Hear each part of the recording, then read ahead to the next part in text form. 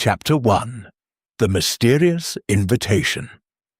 Hercule Poirot adjusted the knot of his silk tie with the precision of a watchmaker, then stepped back from the mirror to survey the effect.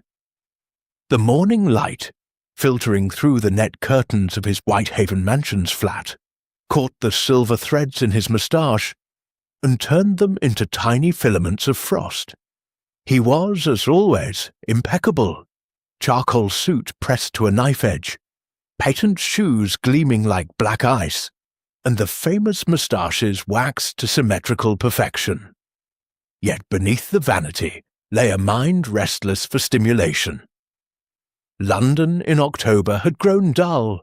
The cases that reached him now were either trivial domestic squabbles or crimes so clumsily executed that even Inspector Japp could solve them with one hand tied behind his back. The postman's knock, 3 sharp raps, interrupted his reverie. Poirot opened the door himself. His valet George was polishing silver in the kitchen, and Poirot disliked unnecessary ceremony before noon. A single envelope lay on the mat, thick cream paper sealed with crimson wax. The impression in the wax was a stylized black tree, its roots entwined around the initials BM. "Curieux," murmured Poirot, turning the envelope over. No stamp, no address beyond his own name written in a bold, impatient hand. Someone had delivered it by hand. He slit the seal with a silver letter opener shaped like a miniature sword. Inside was a card, heavy and expensive. Sir Reginald Hargrove requests the pleasure of Monsieur Hercule Poirot's company at Blackwood Manor, Wiltshire, from Friday the 17th to Monday the 20th of October. A matter of some delicacy requires your discretion. Car will collect you from Paddington Station, Platform 1, 2:15 p.m, RSVP unnecessary. Poirot's eyebrows ascended like twin caterpillars. Sir Reginald Hargrove, steel magnate, Member of Parliament, and if the newspapers were to be believed, a man whose fortune could buy half the counties of England. Yet Poirot had never met him. The phrase, "a matter of some delicacy," was tantalizingly vague, and the absence of a request for reply suggested either arrogance or urgency. Perhaps both. He laid the card on his desk beside the silver coffee pot and considered. Blackwood Manor he knew by reputation, a sprawling Elizabethan pile surrounded by yew hedges, and rumoured to contain a priest's hole, a haunted bedroom, and a billiard room lined with panelling carved by Grinling Gibbons. Society gossip placed Hargrove's weekend parties somewhere between diplomatic summits and Roman orgies. Why summon a Belgian detective? The telephone rang. Poirot lifted the receiver with a sigh. He disliked the instrument. It encouraged breathlessness. "Poirot, it's Japp. You free for lunch? Got a body in Belgravia. Poison, looks like. Nasty business. Alas, mon ami, I'm engaged elsewhere. Another time, perhaps." He replaced the receiver before Japp could protest. A dead body in Belgravia would keep. Mysterious invitations from millionaires were rarer delicacies. At 1:47 p.m, Poirot descended from a taxicab at Paddington Station, valise in hand. The Great Western Railway's vaulted roof swallowed sound and exhaled steam. Porters darted like minnows. Amid the chaos, a liveried chauffeur stood beside a silver Rolls-Royce Phantom III, holding a placard. M.H. Poirot. "Bonjour," said Poirot, surrendering his valise. "You are punctual. I approve." The chauffeur, tall, thin, with the impassive face of a palace guard, touched his cap. "Sir Reginald's orders, sir. Name's Mercer. We'll be at the manor by 5. The journey southwest unravelled England like a tapestry. London's brick gave way to chalk downs, then to the dense woodland of Savernake Forest. Poirot watched the landscape with the detached curiosity of a traveller in a foreign country. Occasionally he consulted his pocket watch, a wafer-thin Patek Philippe, and made minute adjustments to the angle of his Homburg hat. At 4:58 p.m., the rolls turned between stone gateposts topped with weathered griffins. A gravel drive curved through parkland where deer grazed beneath oaks older than the Reformation. Blackwood Manor rose ahead, mullioned windows, twisted chimneys, a facade blackened by centuries of coal smoke. Ivy clung to the stone like green veins. Mercer brought the car to a silent halt before a porte-cochere. A butler, tall, sepulchral, with eyebrows like circumflex accents, emerged to greet them. "Monsieur Poirot, Sir Reginald is expecting you. This way." The entrance hall smelled of beeswax, wood smoke, and something metallic. Old blood, perhaps, or simply the tang of antique iron. A suit of armour stood sentinel beside a grandfather clock whose pendulum swung with the solemnity of a judge's gavel. Portraits glared down, Hargroves in periwigs, Hargroves in armour, Hargroves with moustaches that made Poirot's seem modest. "Sir Reginald is in the library," the butler intoned. "He asks that you join him for tea before the other guests arrive." Poirot followed through corridors panelled in dark oak. Their footsteps echoed. Somewhere a clock chimed 5.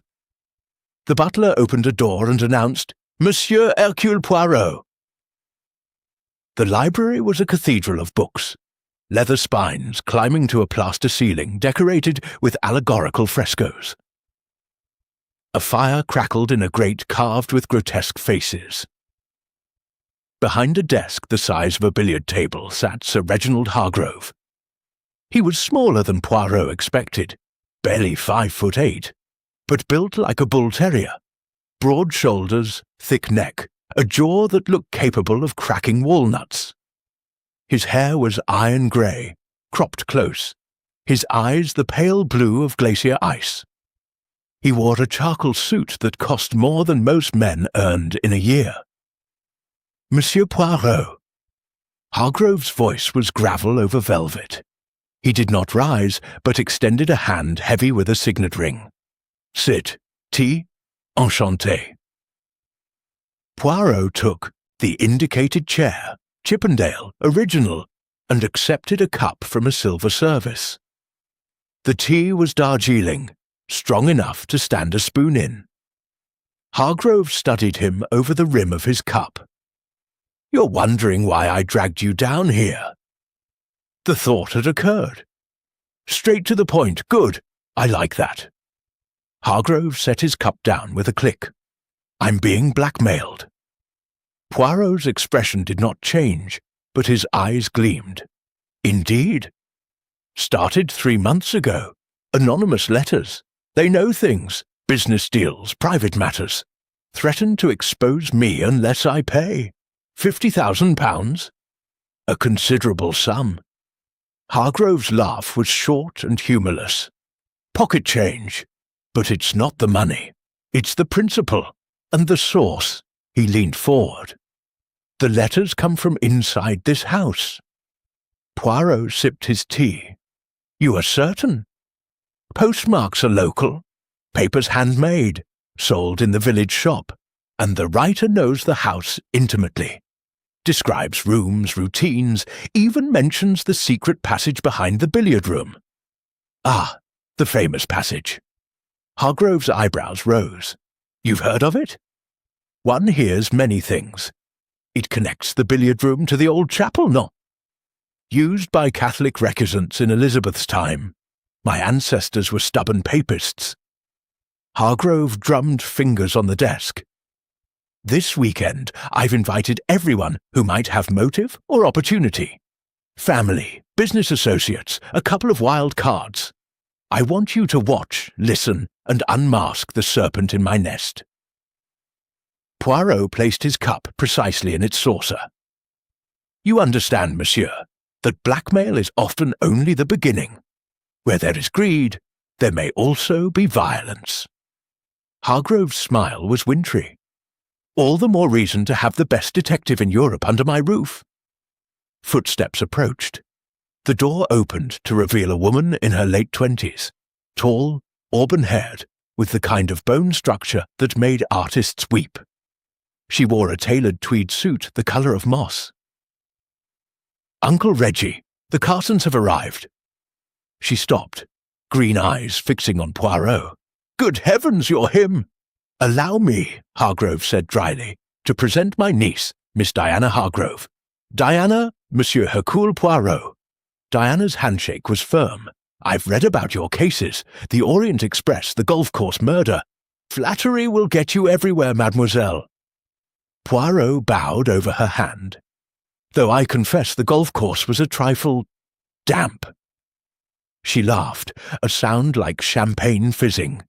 "You'll find Blackwood drier, though the company may be hazardous to your health. Uncle's guests tend to bite." Hargrove snorted. "Diana exaggerates. Now run along and play hostess. Poirot, your room is ready. Mercer will take you up. Dinner at 8. We dress." As Poirot followed the butler upstairs, he catalogued impressions. Hargrove's controlled anger, Diana's quick intelligence, the faint scent of blackmail hanging over the house like incense. The guest bedroom was panelled in walnut, with a 4-poster bed that could have slept a rugby team. His valise had already been unpacked, his dressing gown laid out like a flag of truce. At 7:45 p.m., Poirot descended the grand staircase. Voices drifted from the drawing room. Cultured, amused, edged with tension. He paused on the landing, adjusting his white tie in a gilded mirror. In the glass he caught a flicker of movement, a figure in evening dress slipping through a side door. For an instant the light caught a woman's profile. Sharp cheekbones, dark hair coiled at the nape. Then she was gone. Poirot's moustaches twitched. The game, as his English friend said, was afoot. In the drawing room, crystal glasses chimed. A dozen people turned as he entered, their faces a gallery of suspicion, curiosity, and calculation. Sir Reginald stood by the fireplace, a king holding court. Diana circulated with a silver tray of cocktails. A young man with slick blonde hair and a guard's tie watched her with predatory intensity. Poirot accepted a martini, very dry, very cold, and allowed the conversations to wash over him.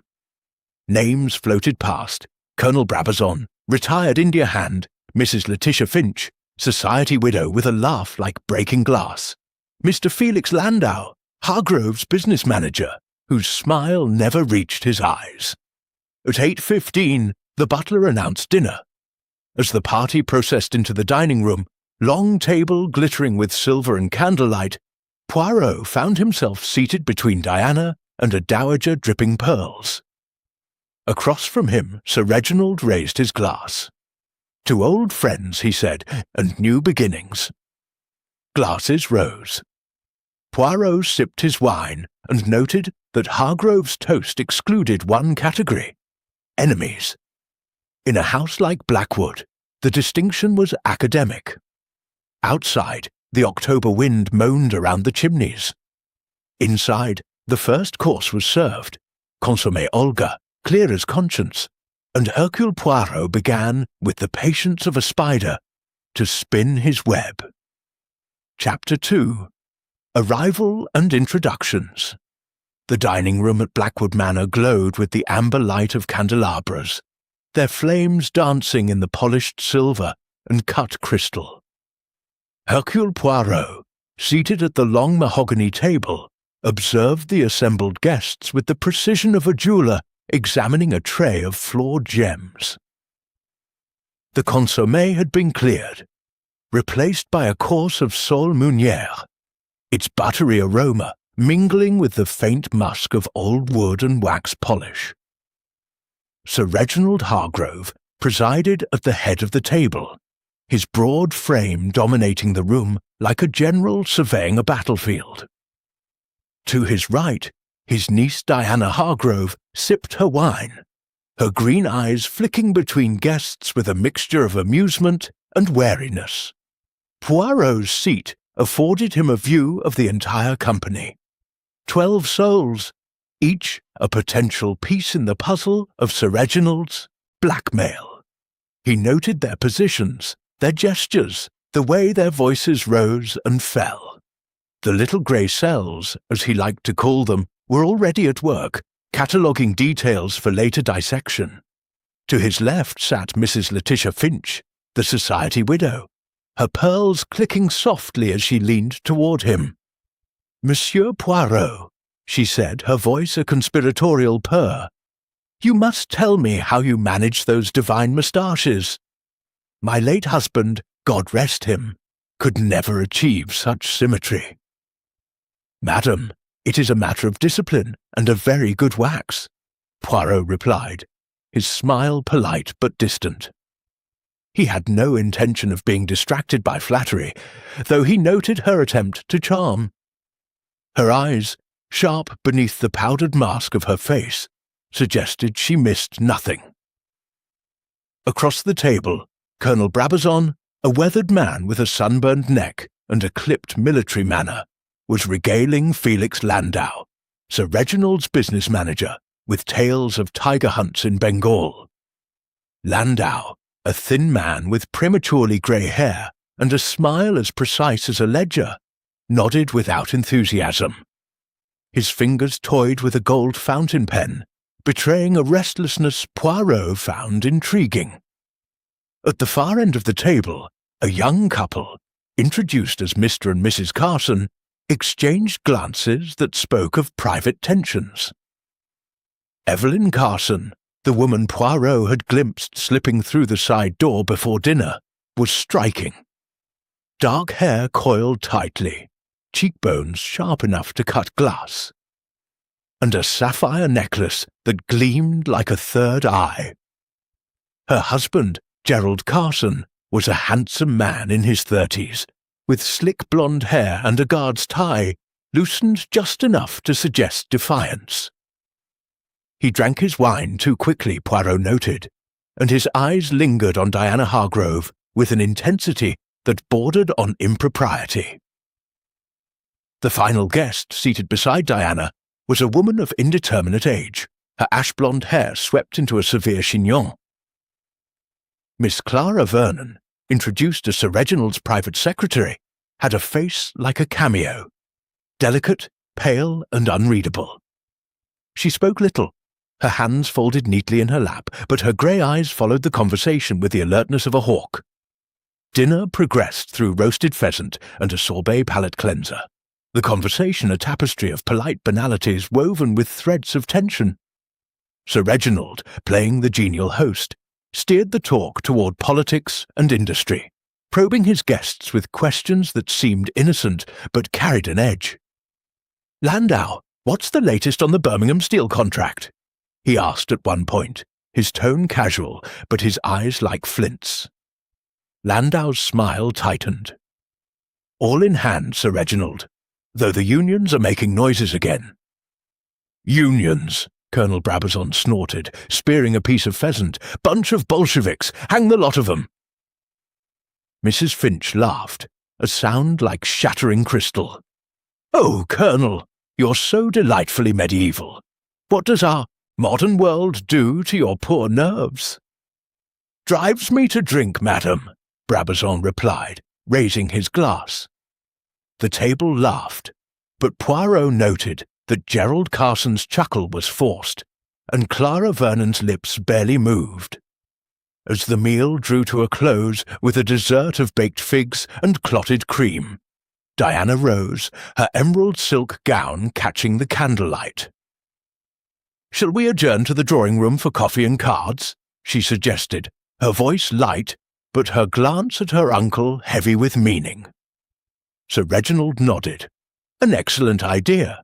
Monsieur Poirot, do you play bridge?"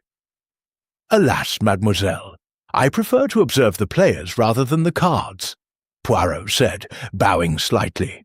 "The human heart reveals more than a winning hand." Diana's smile was sharp. "Then you'll find Blackwood a veritable encyclopedia of hearts. The drawing-room was a study in opulence. Crimson velvet curtains, a Persian rug the size of a small pond, and a grand piano gleaming under a chandelier. A fire roared in the grate, casting shadows that danced across the faces of the guests as they settled into groups. Mrs. Finch and Colonel Brabazon claimed a card table, their banter already edged with competitive zeal. The Carsons sat near the piano, Evelyn's fingers trailing idly over the keys, while Gerald lit a cigarette, his movements jerky. Landau and Clara Vernon stood by a bookcase, discussing something in low tones, their heads close together. Sir Reginald moved among his guests like a conductor, ensuring glasses were filled and tempers soothed.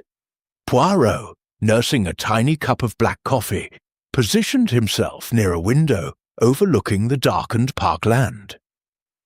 The glass reflected the room, giving him a discreet vantage point to study the interactions. He noted how Diana circulated, her laughter bright, but her eyes watchful. She paused by Gerald Carson, who leaned too close as he spoke, his hand brushing her arm. Evelyn Carson's fingers stilled on the piano keys, her expression unreadable. "Care for a cigar, Monsieur Poirot?" Sir Reginald appeared at his side, offering a silver case. His voice was hearty, but his eyes were searching. "Merci, non. I prefer to keep my senses unclouded," Poirot replied, his gaze flicking to the room. "Your guests, they are an interesting collection." Hargrove's mouth twitched. "A pack of vipers, you mean? Every one of them's got a reason to hate me or need me. That's why you're here." Poirot tilted his head. "You suspect them all of the blackmail, then?" "I suspect everyone until I have proof otherwise." Hargrove's voice dropped. "Keep your eyes on Landau. He's cleverer than he looks. And Clara, she knows more about my affairs than my own lawyer." "And the Carsons?" Poirot asked, watching Gerald light another cigarette, his hands unsteady.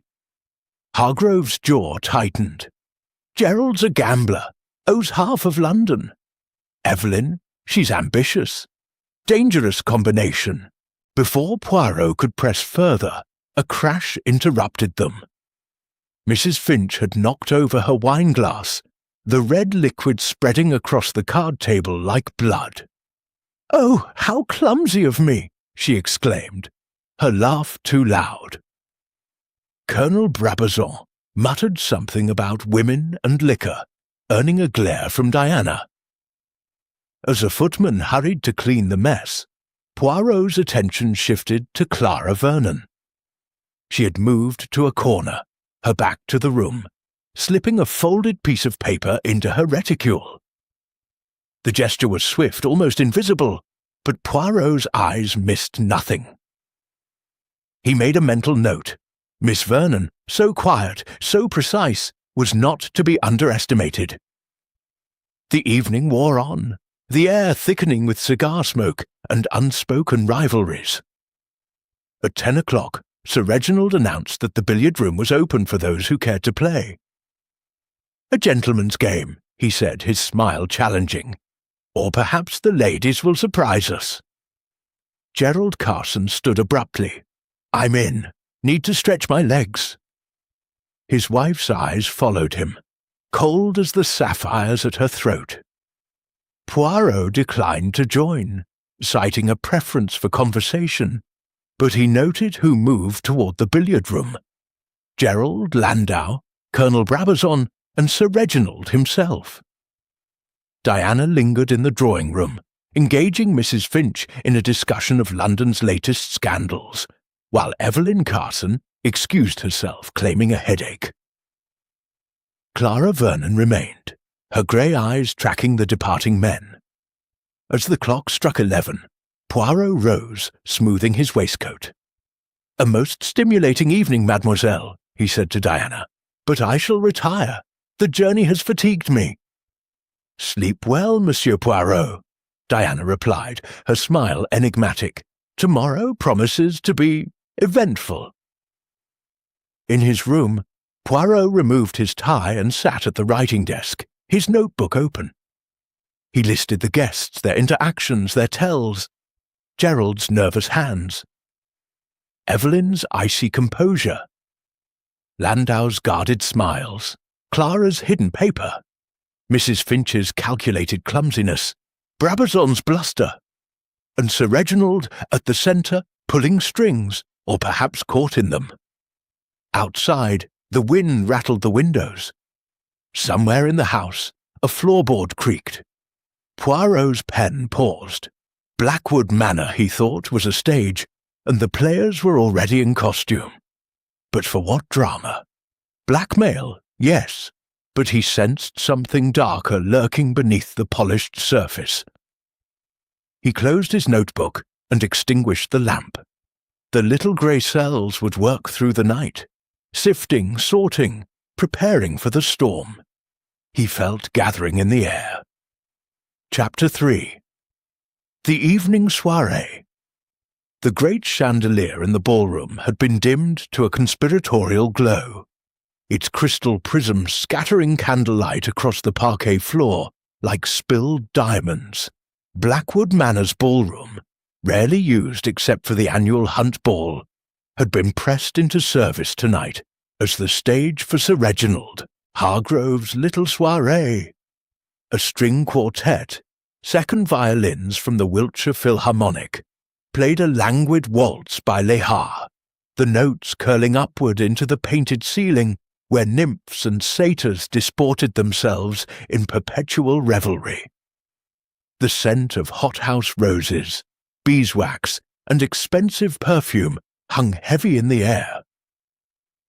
Hercule Poirot stood near the double doors that opened onto the terrace, a position that allowed him both the warmth of the room and the cool breath of the night.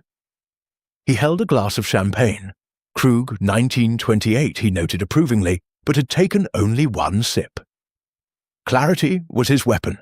Intoxication, even of the mildest sort, dulled the blade. From here he could observe the entire tableau. The swirl of silk gowns, the flash of cufflinks, the subtle choreography of alliance and enmity. Sir Reginald had changed into white tie, the starched front of his shirt gleaming like a breastplate.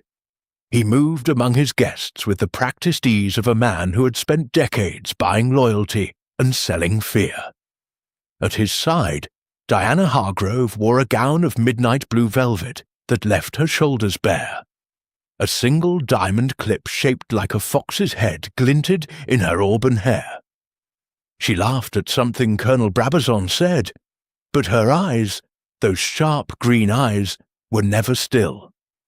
Poirot's gaze drifted to the other players. Gerald Carson, already flushed from whisky, had cornered Felix Landau near the champagne pyramid. The two men stood toe-to-toe, voices low but urgent. Carson's hand sliced the air in emphasis. Landau's smile was a razor. A lover's quarrel? A business disagreement? Poirot filed it away. Across the room, Evelyn Carson glided past in a gown of liquid silver, her sapphires catching the light like cold fire. She paused to speak with Clara Vernon, who had exchanged her severe dinner dress for one of dove-grey chiffon. The contrast was striking. Evelyn all sharp edges, Clara all soft restraint. Yet when Evelyn leaned in to whisper something, Clara's fingers tightened on her fan, the ivory sticks creaking. A secret shared, or a threat delivered. Mrs. Letitia Finch held court near the quartet, surrounded by three younger men who hung on her every word. Her laugh rang out, bright and brittle, but Poirot noticed how her eyes tracked Sir Reginald whenever he moved out of her direct line of sight.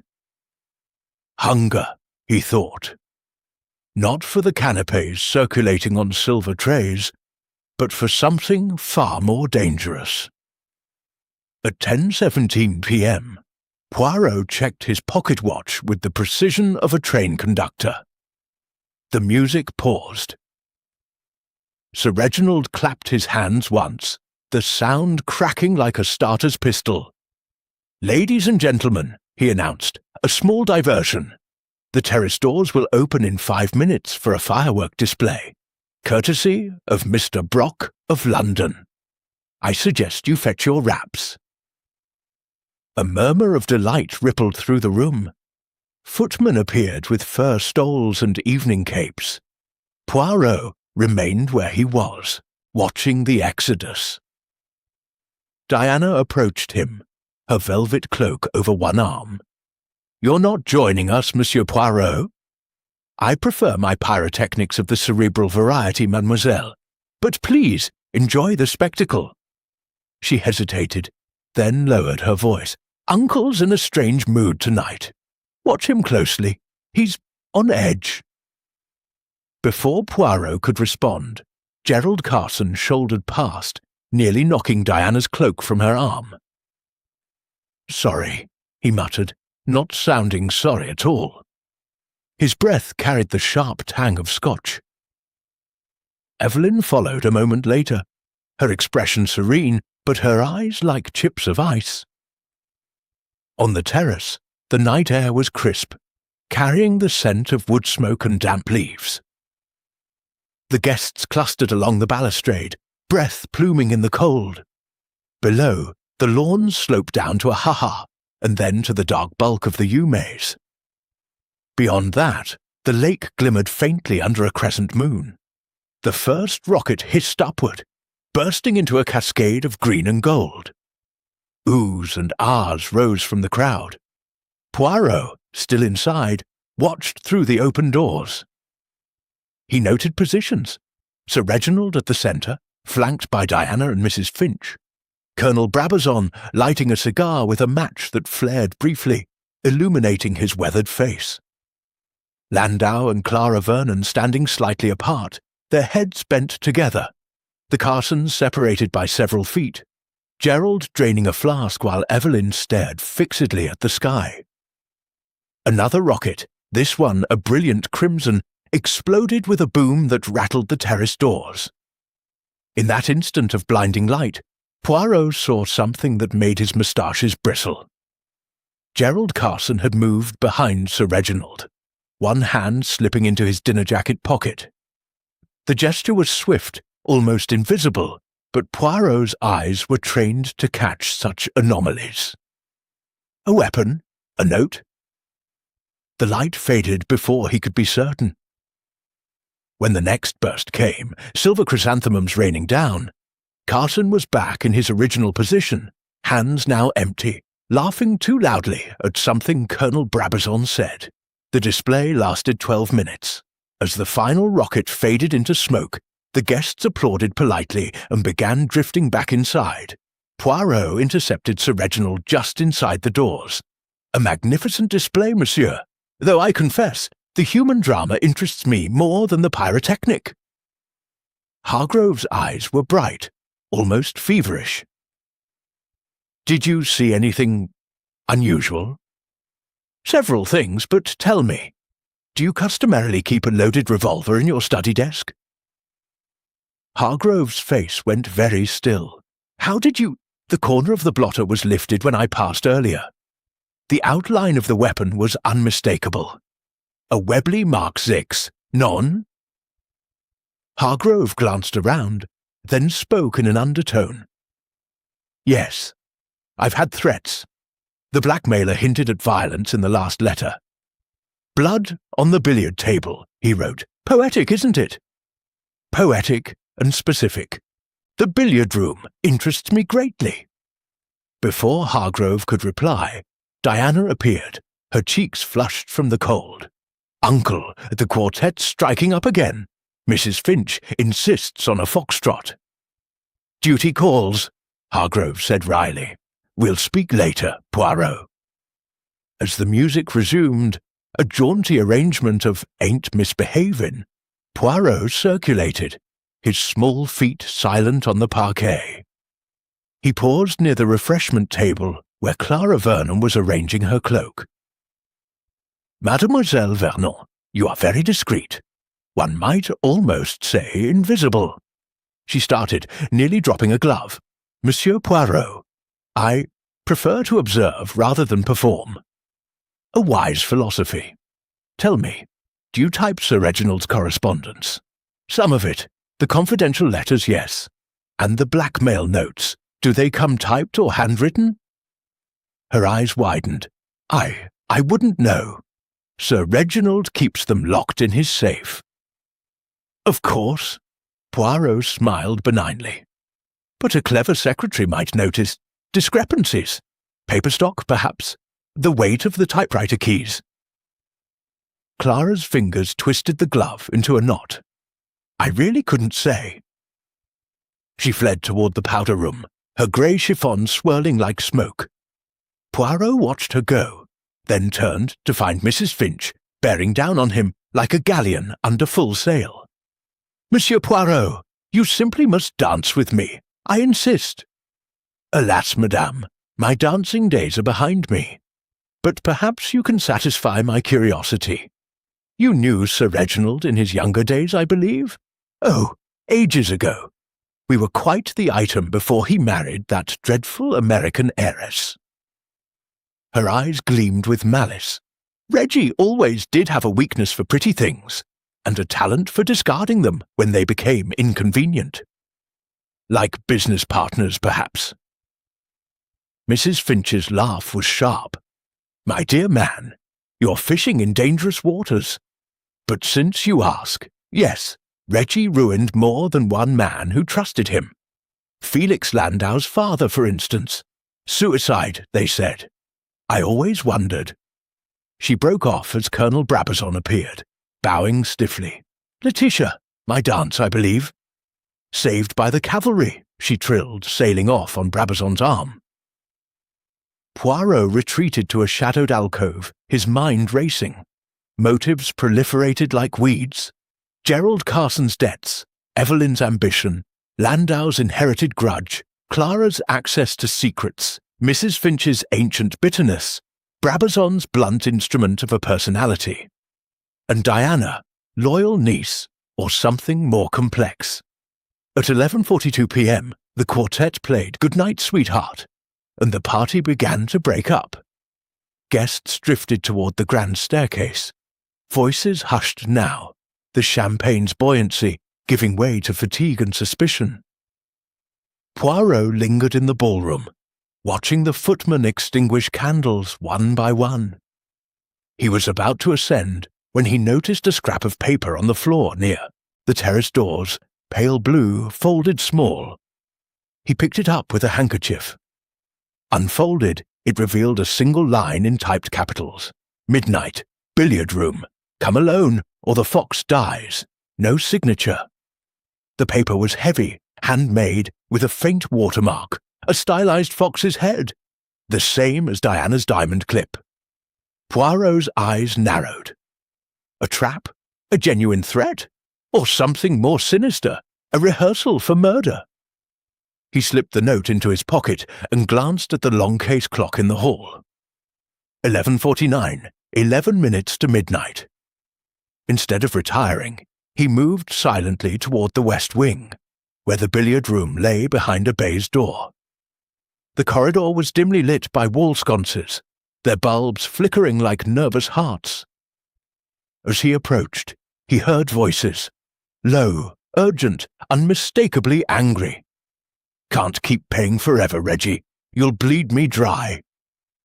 Gerald Carson's voice, thick with drink and desperation.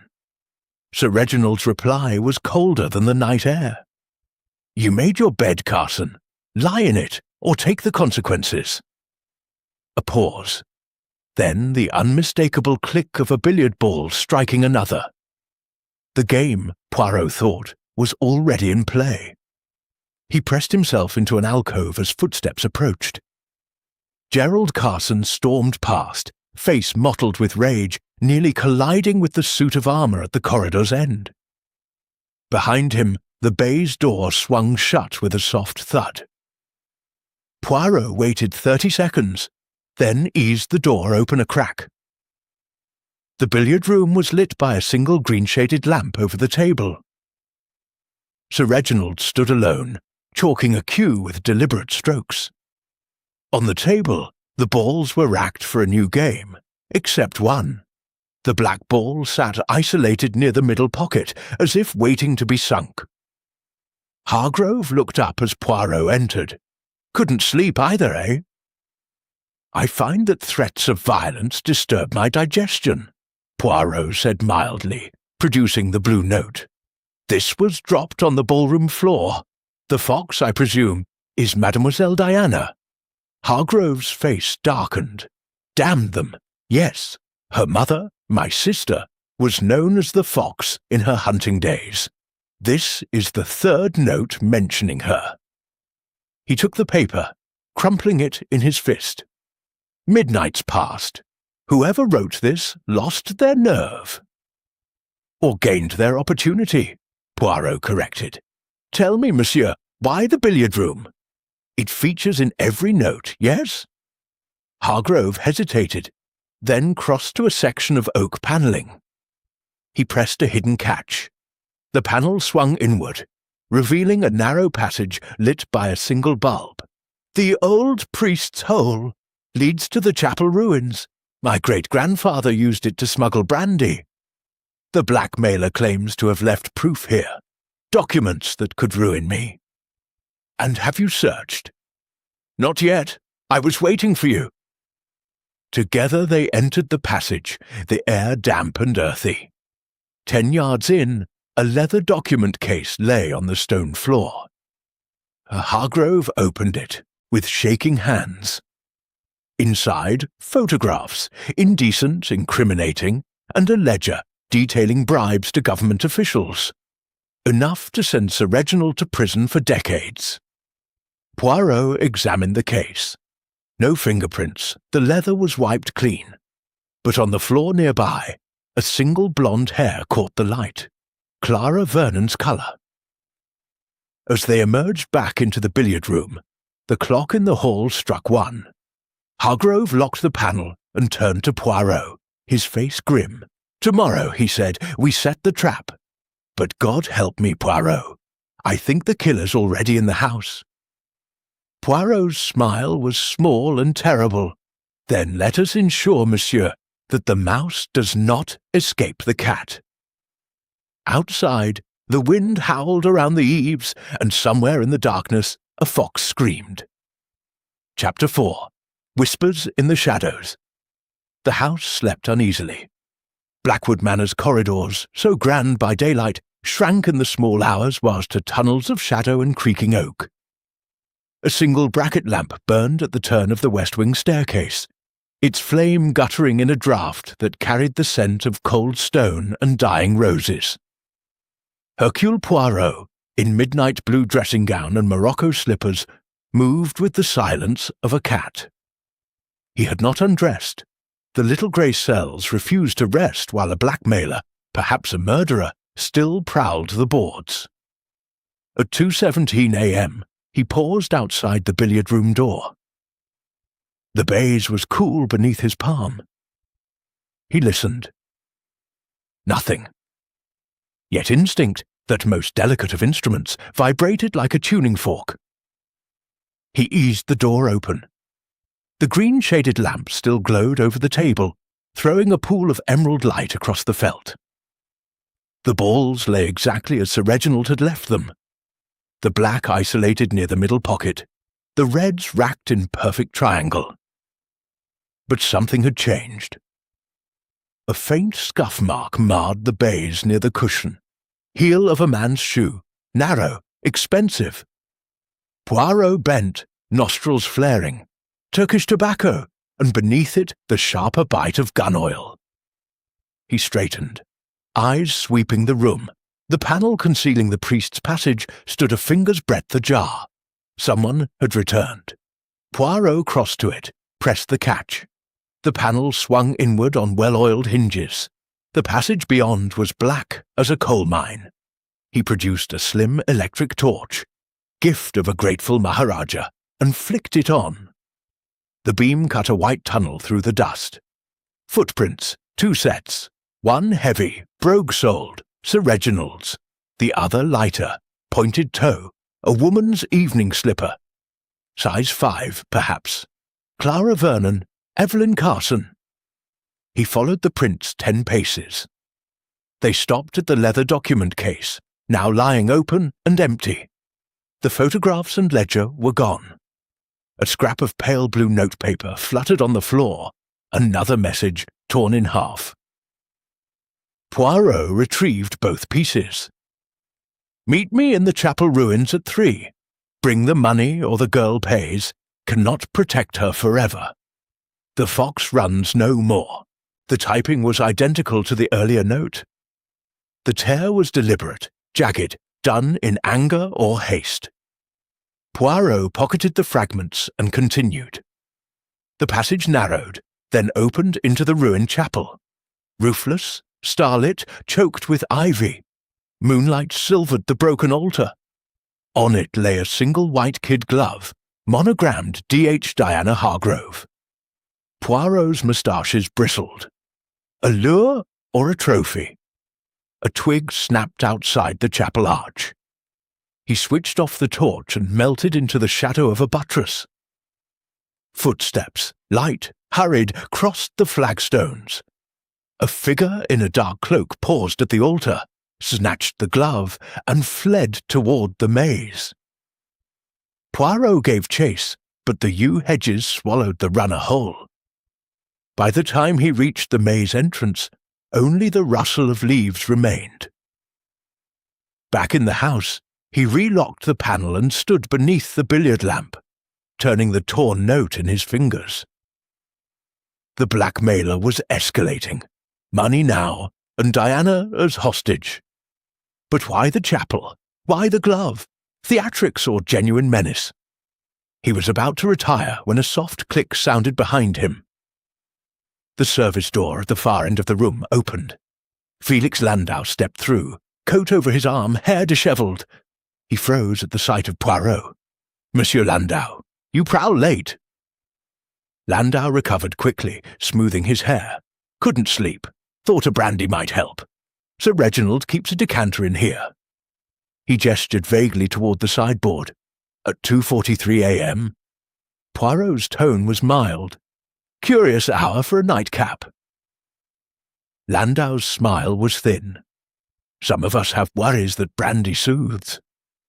He crossed to the sideboard, poured 2 fingers of cognac, and raised the glass in salute. "To your health, Monsieur Poirot, and to solutions." Poirot watched him drink. "You knew Sir Reginald's father, I believe." Landau's hand paused mid-air, briefly, before the crash. "Suicide, they said. A tragedy. Tragedies are profitable for some." Landau drained the glass. "Good night, monsieur." He left as silently as he had come. Poirot noted the tremor in the man's left hand. Nerves or guilt? Upstairs, the house stirred fitfully. A door opened and closed. Muffled voices drifted along the gallery. Poirot glided to the main staircase. Halfway up, he met Diana descending in a quilted dressing gown, hair loose about her shoulders. "Monsieur Poirot, you gave me a start." "Forgive me, mademoiselle. I might say the same. You seek a glass of warm milk, perhaps?" She laughed, but it was brittle. "I heard something, in the west wing. A cry, I thought." Her fingers worried the cord of her gown.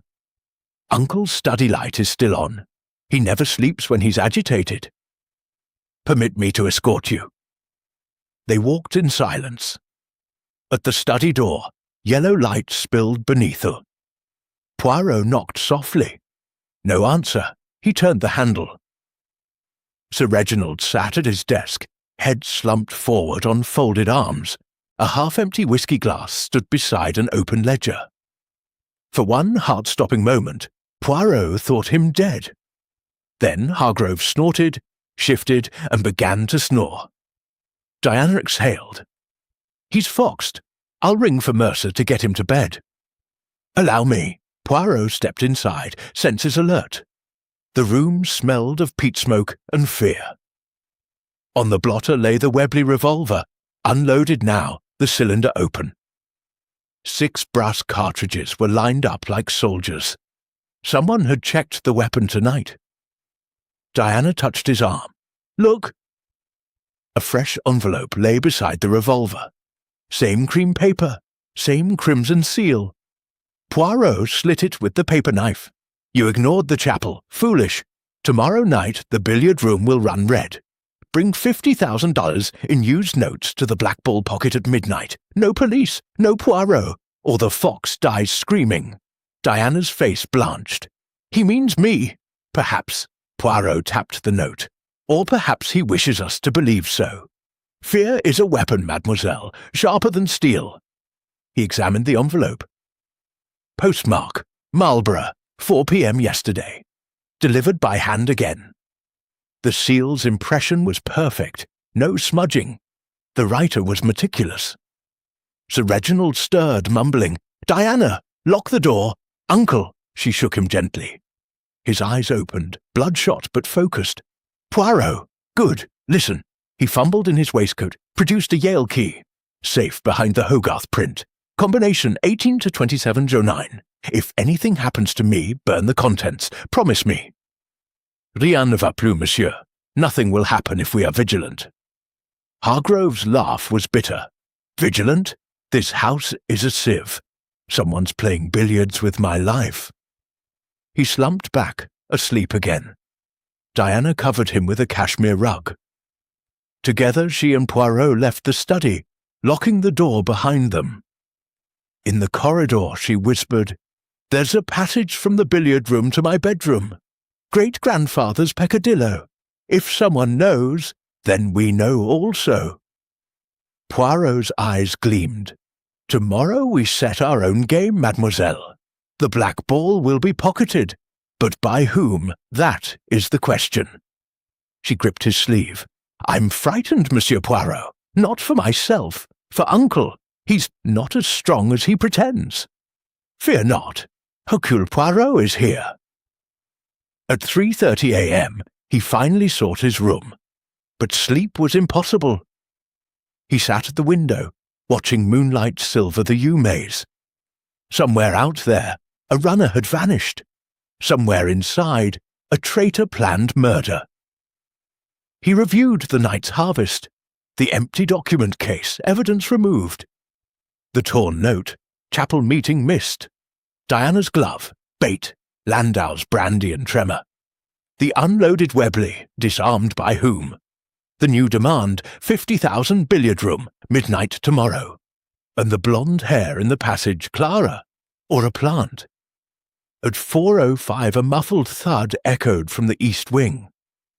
Poirot was at his door in seconds. The corridor was empty, but a sliver of light showed beneath Mrs. Finch's door.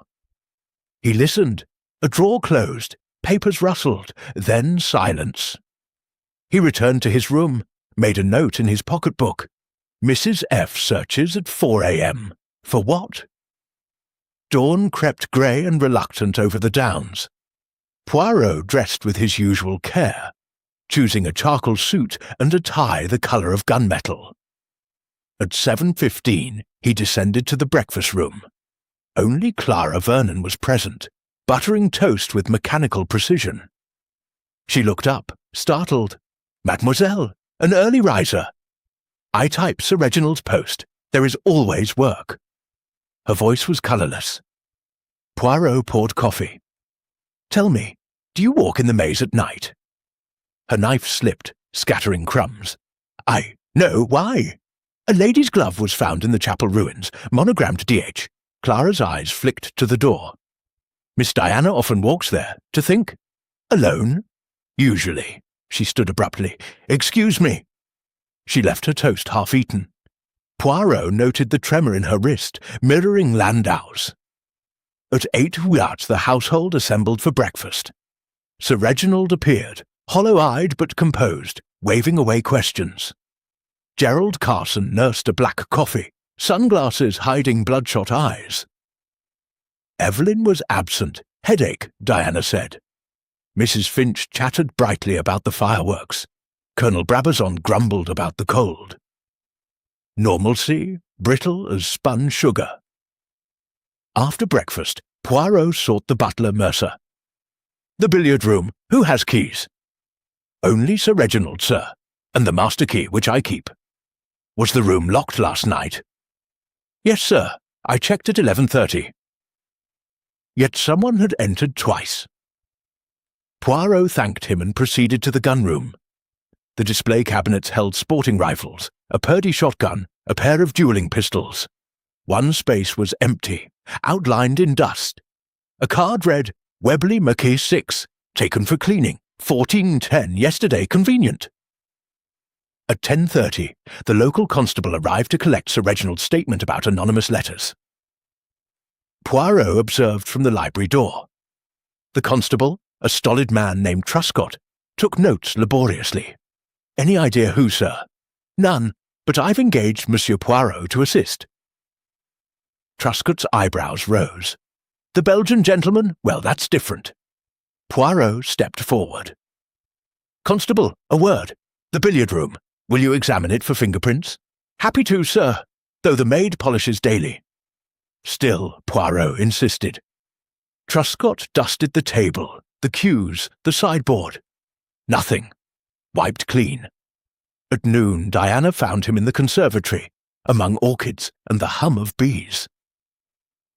I've been thinking, she said. The passage from the billiard room to my room. There's a loose panel in my wardrobe. If someone knows, then tonight we bait the trap. Poirot's eyes sparkled. You will appear to retire early. I will take your place behind the panel. The blackmailer will come for the money, or for you. She shivered.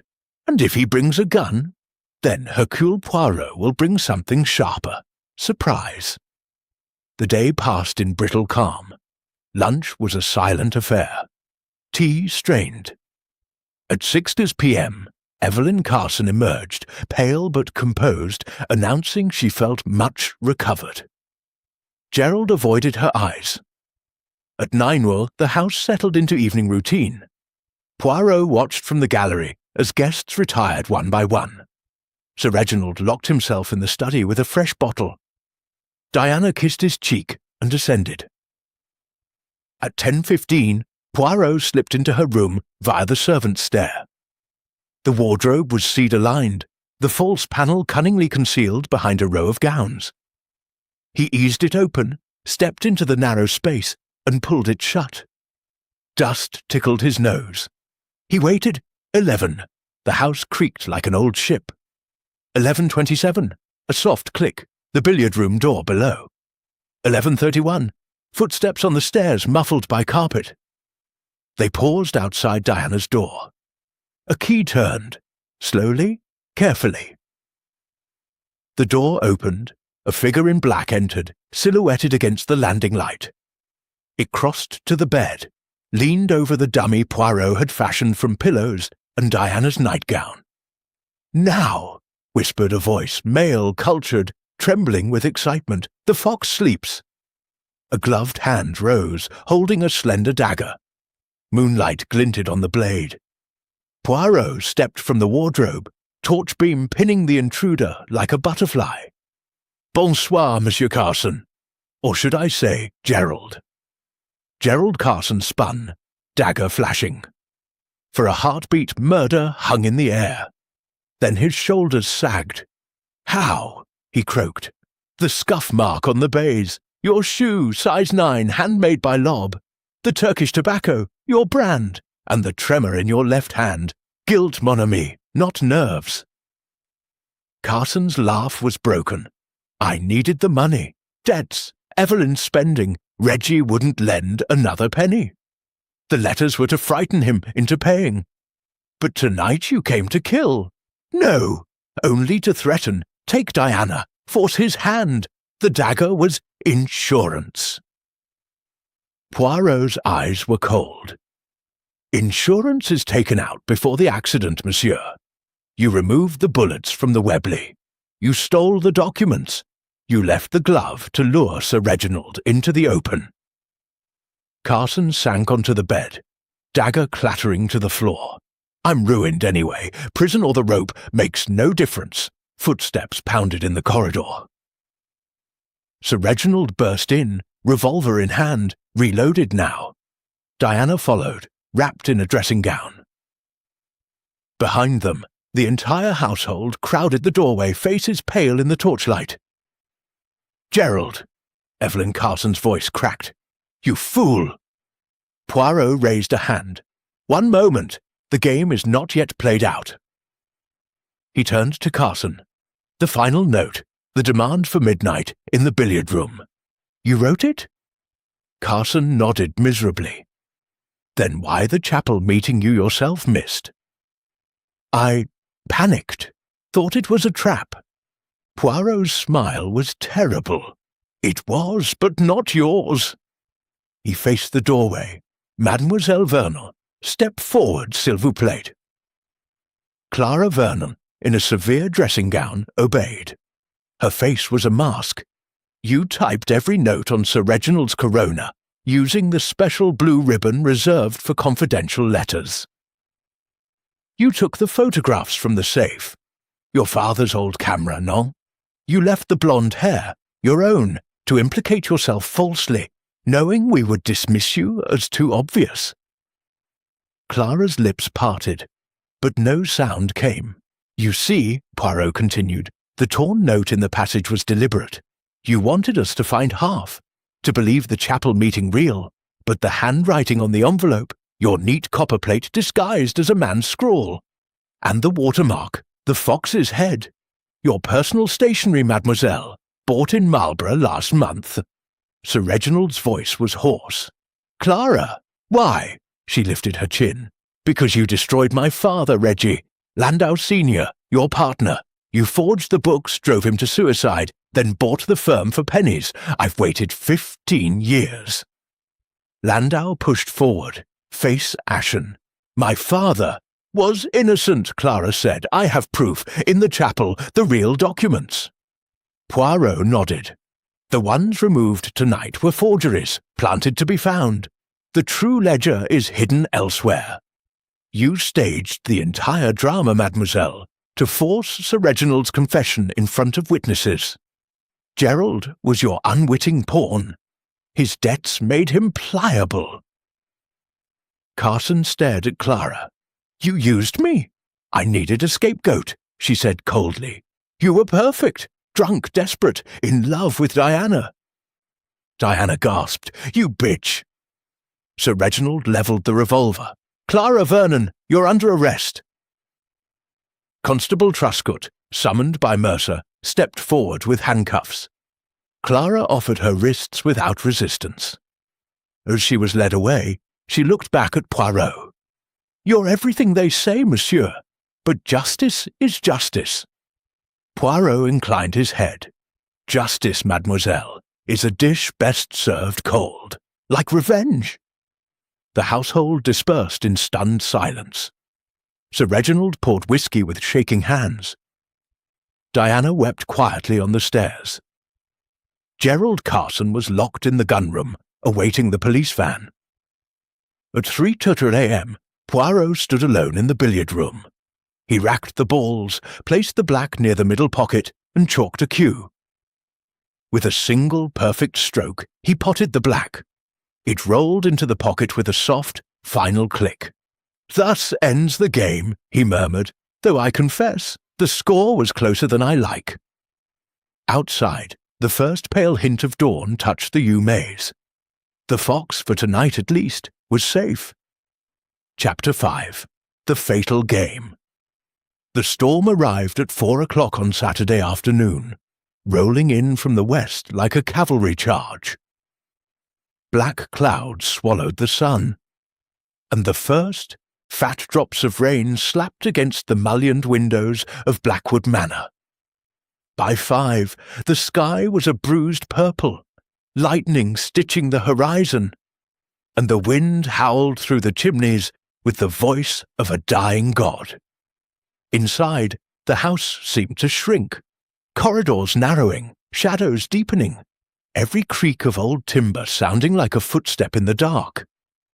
Hercule Poirot stood at the library window, watching the deluge lash the parkland.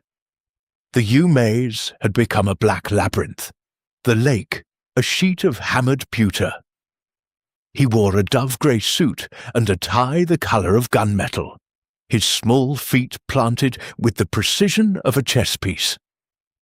In his waistcoat pocket lay the torn blue note from the priest's passage, now smoothed flat and annotated in his neat continental hand. The little grey cells were in full cry, but the scent was elusive. Clara Vernon's confession had tied up every thread, except one. The blonde hair in the passage? Clara's hair was ash blonde, yes, but the strand Poirot had pocketed was longer, silkier, and carried a faint trace of gardenia perfume. Not Clara's scent, Evelyn Carson's. At 5:47 p.m, the lights flickered. A footman hurried in with oil lamps. Sir Reginald, hollow-eyed from a sleepless night, poured whisky for himself and Poirot. "Storm's knocked out the telephone lines," he said. "Truscott's van can't get through till morning. Clara's locked in the old nursery with Mercer on guard. Carson's in the gun-room, drunk and raving. The rest of us are marooned." "Marooned," Poirot repeated softly, "like rats in a trap, or foxes in a snare." Diana entered, wrapped in a cashmere cardigan, hair damp from the conservatory. "The billiard room's flooded, leak in the skylight. Water's pooling under the table. I've asked Mercer to move the furniture." Sir Reginald swore. "That skylight's been patched a dozen times, damn this house." Poirot's eyes gleamed. "A leak, you say? Curious. The storm is violent, yes, but the billiard-room roof is slate, no? Slates do not leak so easily." Diana frowned. "You think someone—" "I think," Poirot said, "that tonight the game resumes, and the black ball will be played for keeps." At 6:30, the gong sounded for dinner. The dining room was lit by candelabras. The chandelier had failed with the power. The table was set for 8, Clara and Gerald absent, Mercer on duty. The atmosphere was funereal. Mrs. Finch's laughter rang too loud. Colonel Brabazon carved the roast beef with unnecessary violence. Felix Landau picked at his food, eyes darting. Evelyn Carson, in a gown of midnight silk, sat opposite Poirot, her sapphires glittering like frost. She had not spoken since Clara's arrest. Poirot observed her hands, unsteady now, but the gardenia perfume was unmistakable. He leaned forward. "Madame Carson, you are very calm for a woman whose husband attempted murder last night." Evelyn's smile was a blade. "Gerald is a fool, Monsieur Poirot. Always was. I married him for his name, not his brains. And now I shall divorce him and take what's mine. Reggie owes me that much." Sir Reginald's fork clattered. "You'll get nothing, Evelyn. Your prenuptial was ironclad." "Was it?" She sipped her wine. "We'll see." The meal dragged. At 8:15, the party adjourned to the drawing-room. The fire had been laid high, but the room felt cold. Rain hammered the windows like thrown gravel. At 8:47 the lights flickered again and died. Darkness swallowed the room. A woman screamed, "Mrs. Finch!" Matches flared. Candles were lit. In the trembling glow, Poirot counted heads. Sir Reginald, Diana, Brabazon, Finch, Landau, Evelyn, all present. Mercer entered with a storm lantern. "Beg pardon, sir. The generator's flooded. Won't start till morning." Sir Reginald cursed. "Then we'll manage with lamps. Poirot, a word." They retreated to the library. Sir Reginald locked the door and poured 2 fingers of whisky. "Clara's still locked up. Mercer swears he hasn't left the nursery door. Carson's chained to the gunroom radiator. My old regimental cuffs. No one's left the house. Yet I feel it, Poirot. Death's in the air." Poirot examined the Webley on the desk, reloaded 6 rounds. "You checked the billiard room?" "Mercer did. Water's ankle deep. Table's ruined. No one could hide there." "Yet someone will try." Poirot tapped the blue note. Midnight. The black ball pocket. $50,000. The storm is their ally. Confusion, darkness, isolation. Sir Reginald's face was grey. I've got the money in the safe. Use notes as demanded, but I'm not playing their game. Non, monsieur. We play ours. Poirot outlined his plan. The money would be left in the billiard room, but marked. Diana would appear to retire early. Poirot would conceal himself in the priest's passage. Mercer would guard the main door. Sir Reginald would wait in the gun-room with the Webley. At 10:04 the household dispersed. Diana kissed her uncle's cheek and ascended. Poirot watched Evelyn Carson linger in the hall, adjusting a scarf. She met his eyes and smiled, slow, deliberate. Then she too climbed the stairs. At 10:47, Poirot slipped into the billiard room via the service corridor. The room was a cavern of shadows, lit only by lightning flashes through the skylight. Water dripped steadily from the ceiling, plinking into buckets. The table was shrouded in dust sheets, sodden and heavy. The air smelled of wet wool and mildew. Poirot moved silently to the priest's passage panel. He eased it open, stepped inside, and pulled it nearly shut. The passage was pitch black, but he knew every inch now. He waited, torch off, breathing shallow. 11:12, a faint click, the service door, footsteps muffled by the storm. A figure entered, cloaked in black, face obscured by a silk scarf. It moved to the table, lifted the dust sheet, and placed a leather satchel beneath, presumably the money. Then it retreated. Poirot's heart thudded. Too easy. A decoy? 11:29. Another sound, lighter from the main door. The handle turned, locked, a key scraped.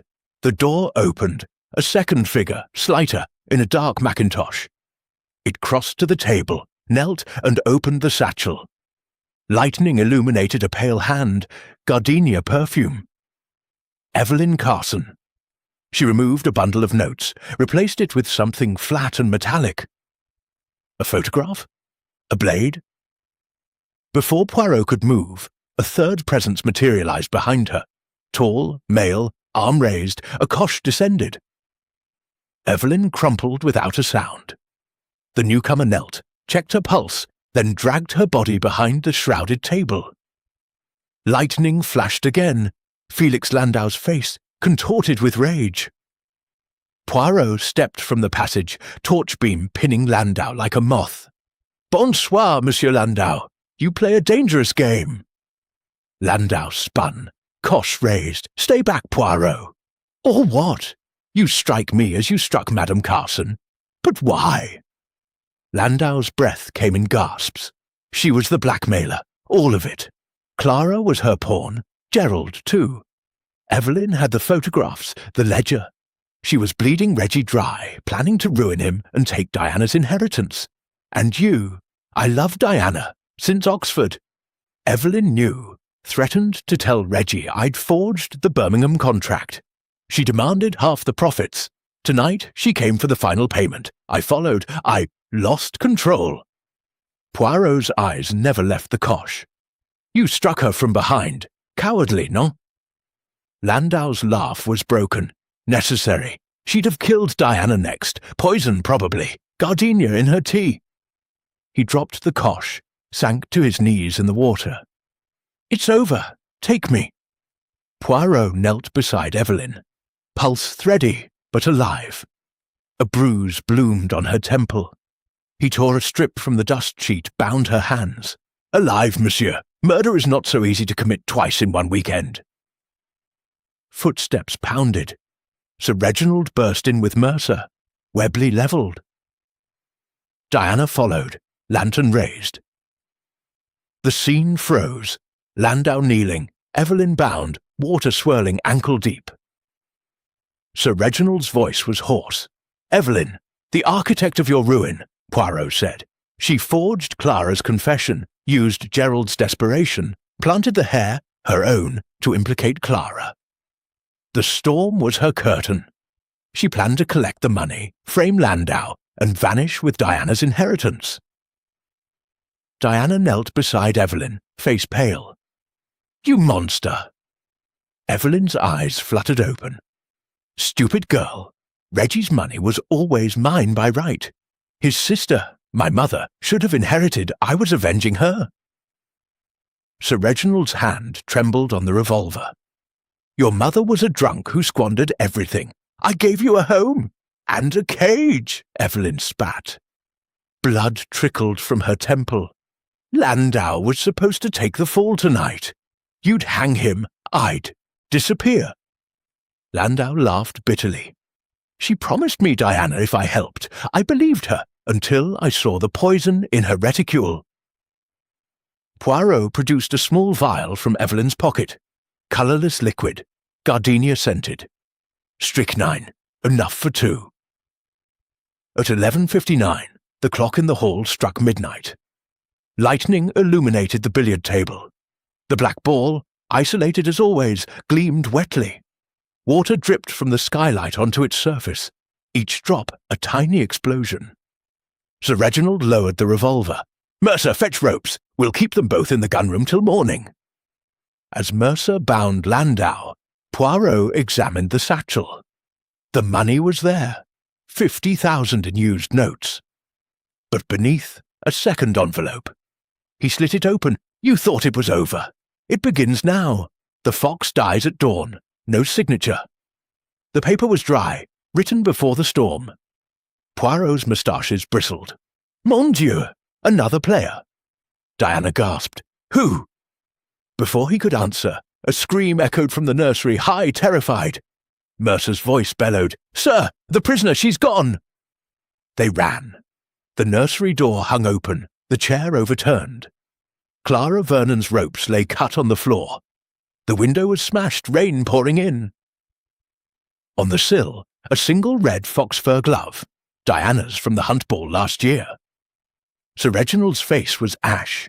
"She's loose in the house." Poirot's mind raced. 3 conspirators. Evelyn the mastermind, Landau the lovesick fool, Clara the vengeful secretary. But the notes continued. Someone else pulled the strings. Lightning flashed. In that white instant, Poirot saw a figure on the roof, slight, cloaked, moving toward the chimney stack. Clara, or the true puppet master? The storm roared. The game was not over. The black ball still rolled. Chapter 6. The Initial Interrogations. The storm had not broken. It had merely paused, like a predator drawing breath.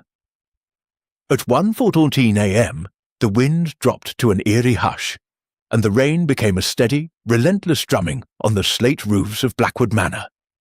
Every gutter overflowed, every window wept. Inside, the house was a hive of candle flame and suspicion.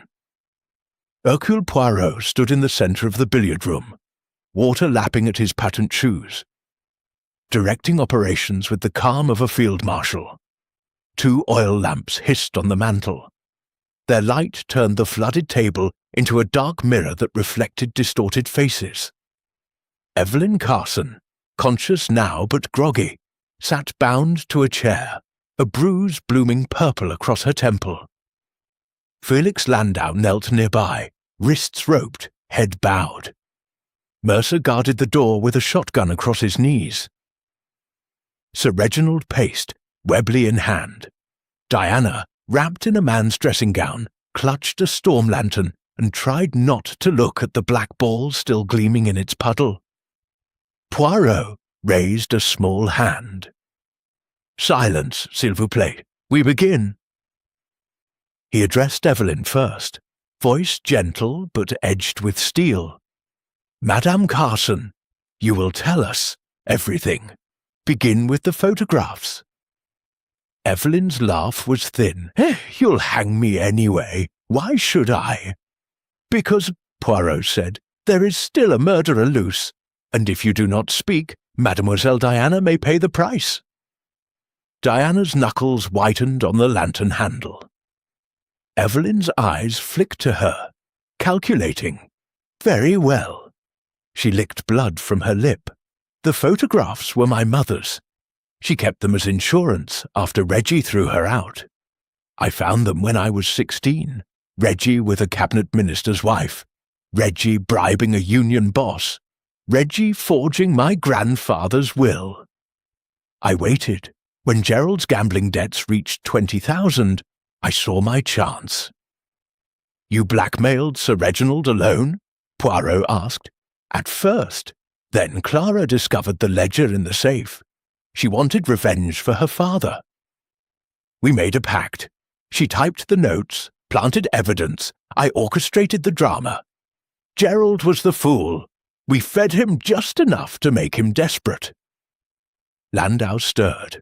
She promised me Diana's hand if I helped frame Reggie. I forged the Birmingham contract to keep her quiet.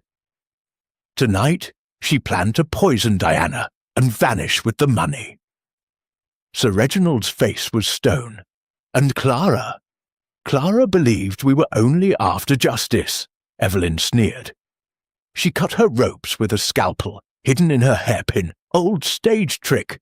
She's probably halfway to the village by now. Poirot shook his head.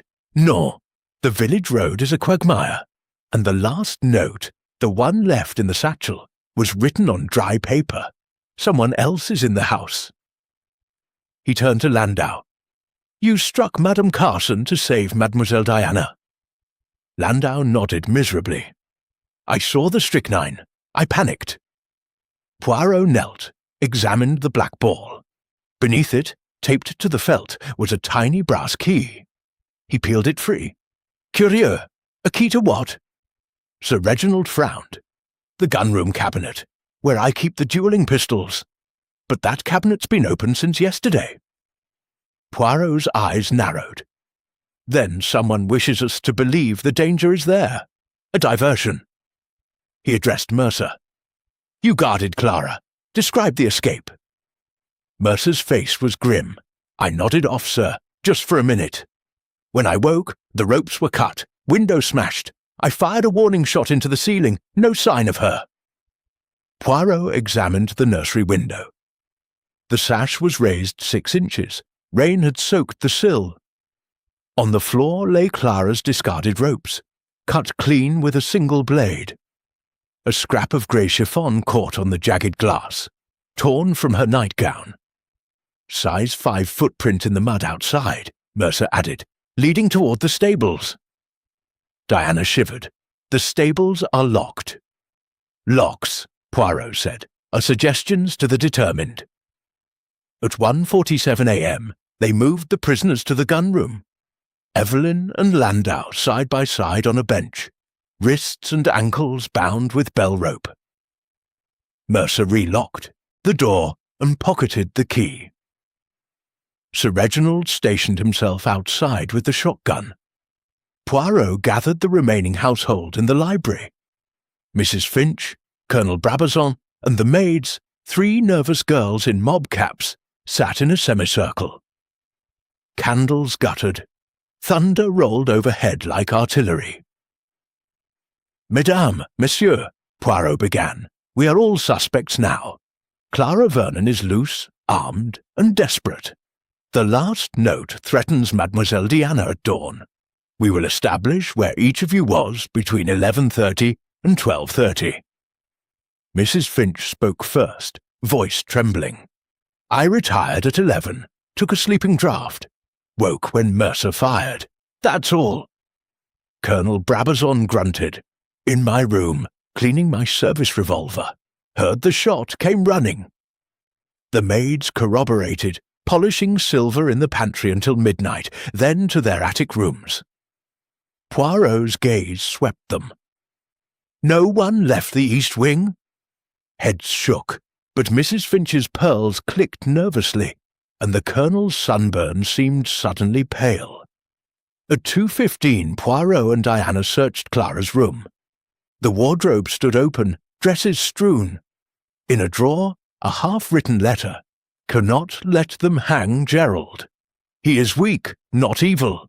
The real villain is... The sentence ended in a blot. The ink was fresh.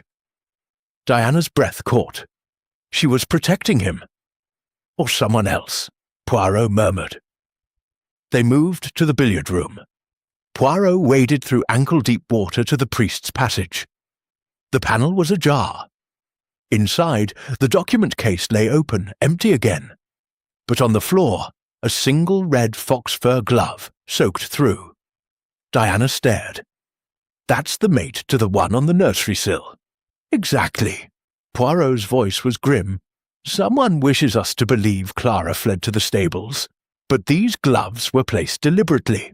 A trail of breadcrumbs. He examined the passage wall. A faint scratch mark, nail or knife, pointed deeper into the darkness. They followed. 20 yards in, the passage forked, left to the chapel ruins, right to a disused wine cellar beneath the east wing. The right-hand wall showed fresh mud prints, small, bare feet. Clara, Diana whispered. Or someone wearing her shoes, Poirot corrected. The wine cellar was a cavern of shadows, racks of dusty bottles glinting like teeth. In the centre, a camping lantern glowed. On a crate sat Clara Vernon, fully dressed, a Webley revolver across her lap. Her face was streaked with tears and mud. "Monsieur Poirot," she said calmly, "I've been waiting." Diana started forward. Poirot restrained her. "Mademoiselle Vernon, you escaped with remarkable ease." Clara's smile was bitter. "Evelyn taught me the hairpin trick years ago. I cut the ropes, smashed the window, left the glove. Then I doubled back through the servants' stair. I needed to reach the cellar before they locked the house down." "Why?" She lifted a leather folio from the crate. "The real ledger, the one Evelyn forged, was a copy. This proves Reggie's fraud. Dates, signatures, bank transfers. My father's name cleared." Sir Reginald's voice echoed from the passage-mouth.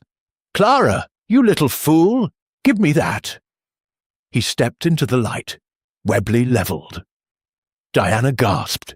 Poirot's hand moved to his pocket. "Monsieur, lower the weapon. We are all friends here." "Are we?" Sir Reginald's eyes were wild. "That ledger ruins me. Prison, ruin. I'll burn it first." Clara stood slowly. "You'll have to shoot me, Reggie, like you shot my father's reputation." For a heartbeat, the cellar held its breath. Then Mrs. Finch's voice rang out behind Sir Reginald. "Drop it, Reggie." She stood in the passage, Colonel Brabazon's service revolver steady in her manicured hand. The Colonel himself was absent.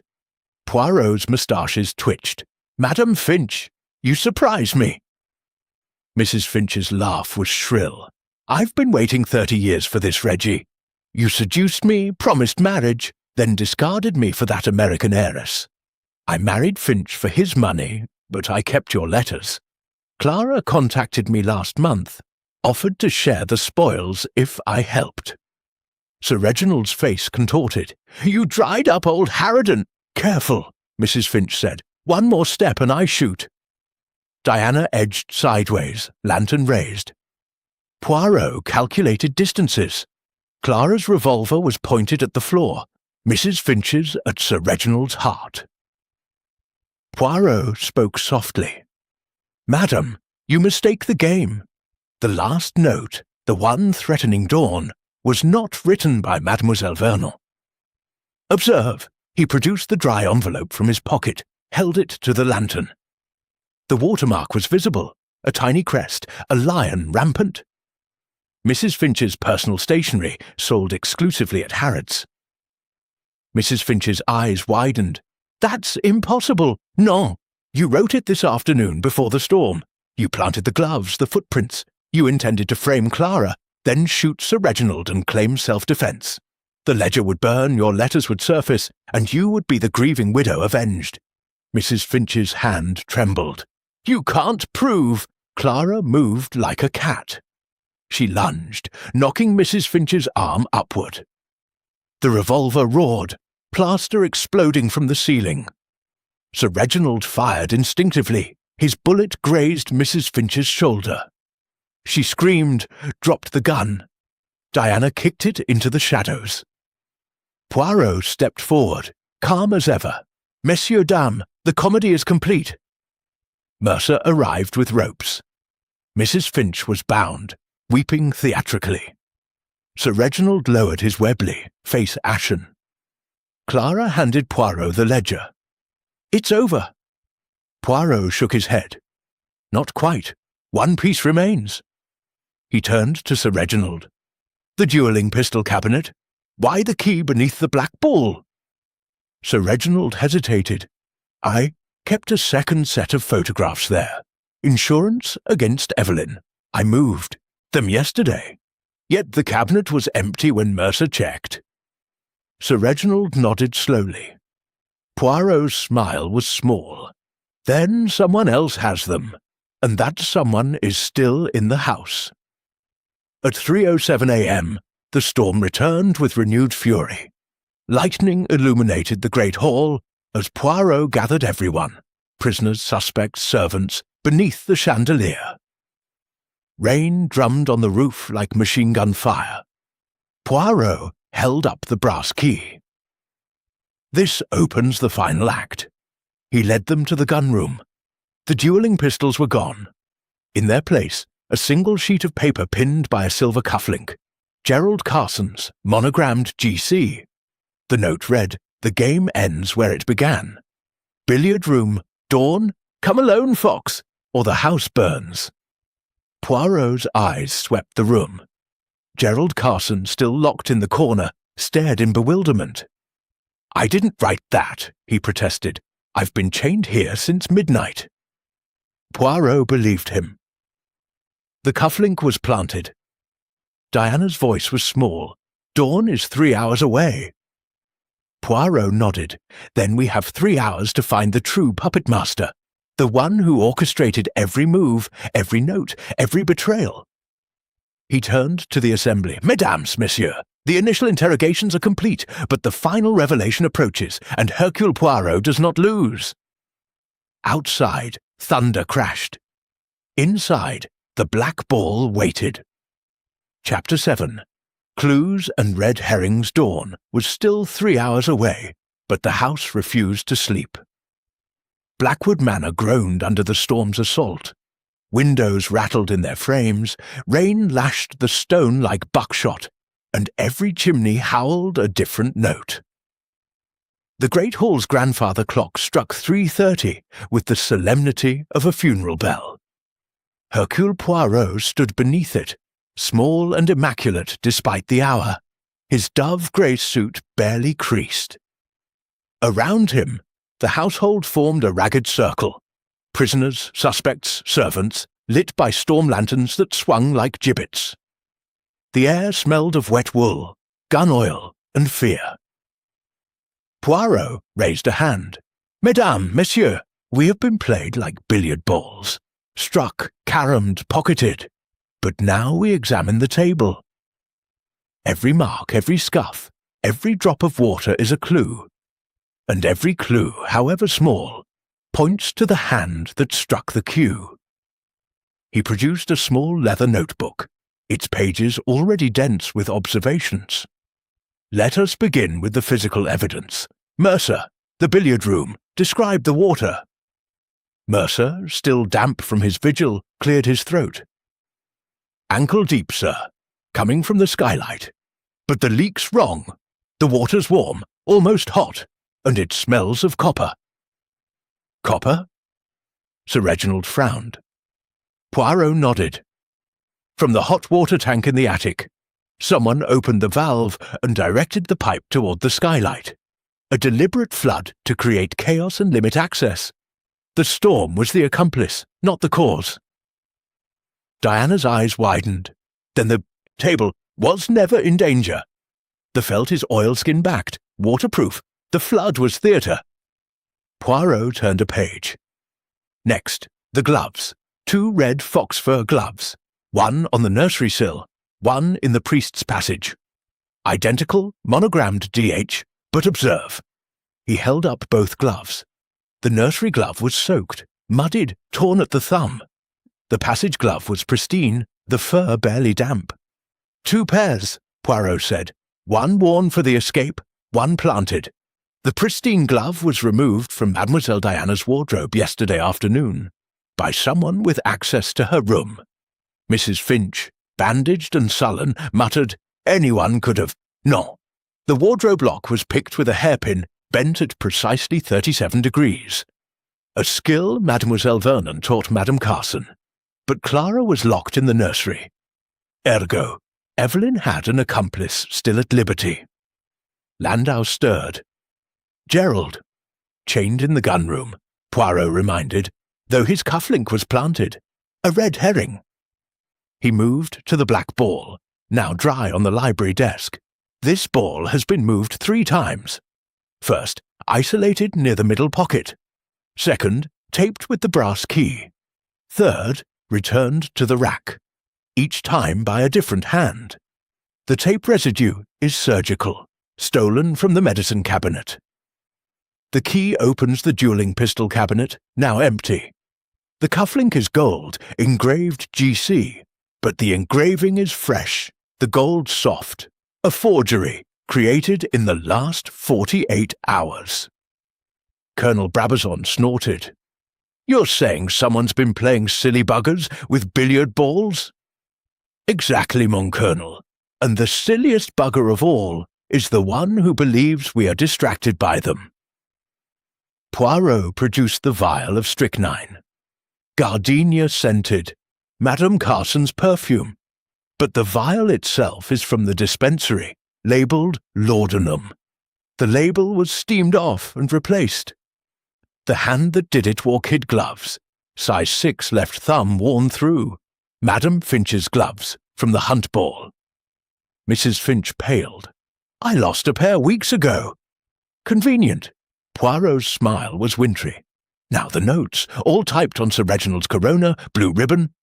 But the last note, the dawn threat, was on dry paper, lion watermark, Madame Finch's stationery. Yet the typewriter ribbon shows 2 distinct pressures. One light, one heavy. 2 typists, Clara and someone else. He turned to Sir Reginald. "Your safe combination, 182709. Your wedding date to the American heiress. Who else knows it?" Sir Reginald hesitated. "Diana, Clara, Mercer. He's had the house keys for 20 years. Mercer stiffened. "I'd die for Sir Reginald." "Perhaps," Poirot said softly, "but someone else has been dying to live." At 4:15 a.m. they searched the attic. The hot water tank was indeed tampered with. A length of garden hose snaked through a vent to the billiard room skylight. Nearby, a sodden footprint, size 9, narrow lob brogue. Gerald Carson's shoe size. But Gerald was chained below. Poirot knelt, examined the print. Mud from the stables, but the sole pattern is worn on the left heel. Gerald's right heel is worn. A mirror image. Someone wore his shoes backwards. Diana gasped. "That's insane! Non, brilliant! A red herring with soles." In the stables, they found Clara's discarded nightgown stuffed in a hayloft, and a man's dressing gown, Colonel Brabazon's, monogrammed. The colonel himself was missing from the search party. Poirot's eyes gleamed. Our colonel plays soldier, but his war is with the truth. They tracked the backwards footprints to the old ice house, a domed brick structure half buried in the kitchen garden. The door was padlocked, but the hasp was newly filed. Inside, the air was frigid, the floor slick with frost. In the centre, a camping stove burned low, a kettle hissing. On a crate sat the missing dueling pistols loaded, and a stack of photographs, the real ones showing Sir Reginald with a woman who was unmistakably Mrs. Finch, 30 years younger. Colonel Brabazon stood in the shadows, service revolver levelled. "Stay where you are, Poirot."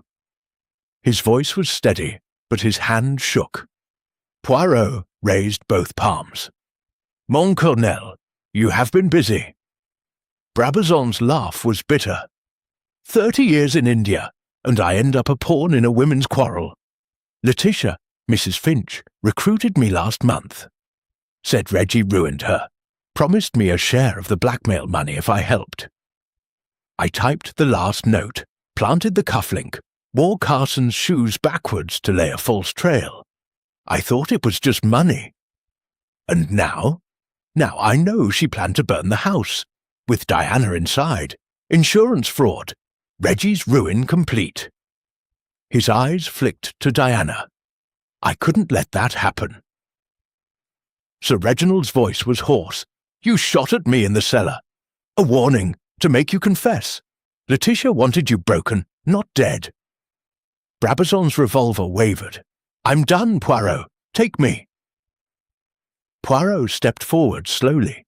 The photographs, why keep them? Leverage. If Letitia double-crossed me, I'd ruin her too. He laid the revolver on the crate. It's over. Mercer cuffed him. As they led him out, Poirot examined the ice house. In a corner, a pile of ash, burnt paper. He sifted it with a penknife. Fragments of a ledger page, dates matching Clara's real evidence. The Colonel burned the forgeries, Poirot murmured, but the true ledger is still hidden. Back in the house, Poirot gathered the household in the library. Dawn was 2 hours away. The storm had eased to a steady drizzle. One final clue, Poirot said. The black ball. It has been moved 3 times, but never cleaned. Observe. He held it to the lantern. A faint fingerprint in chalk dust.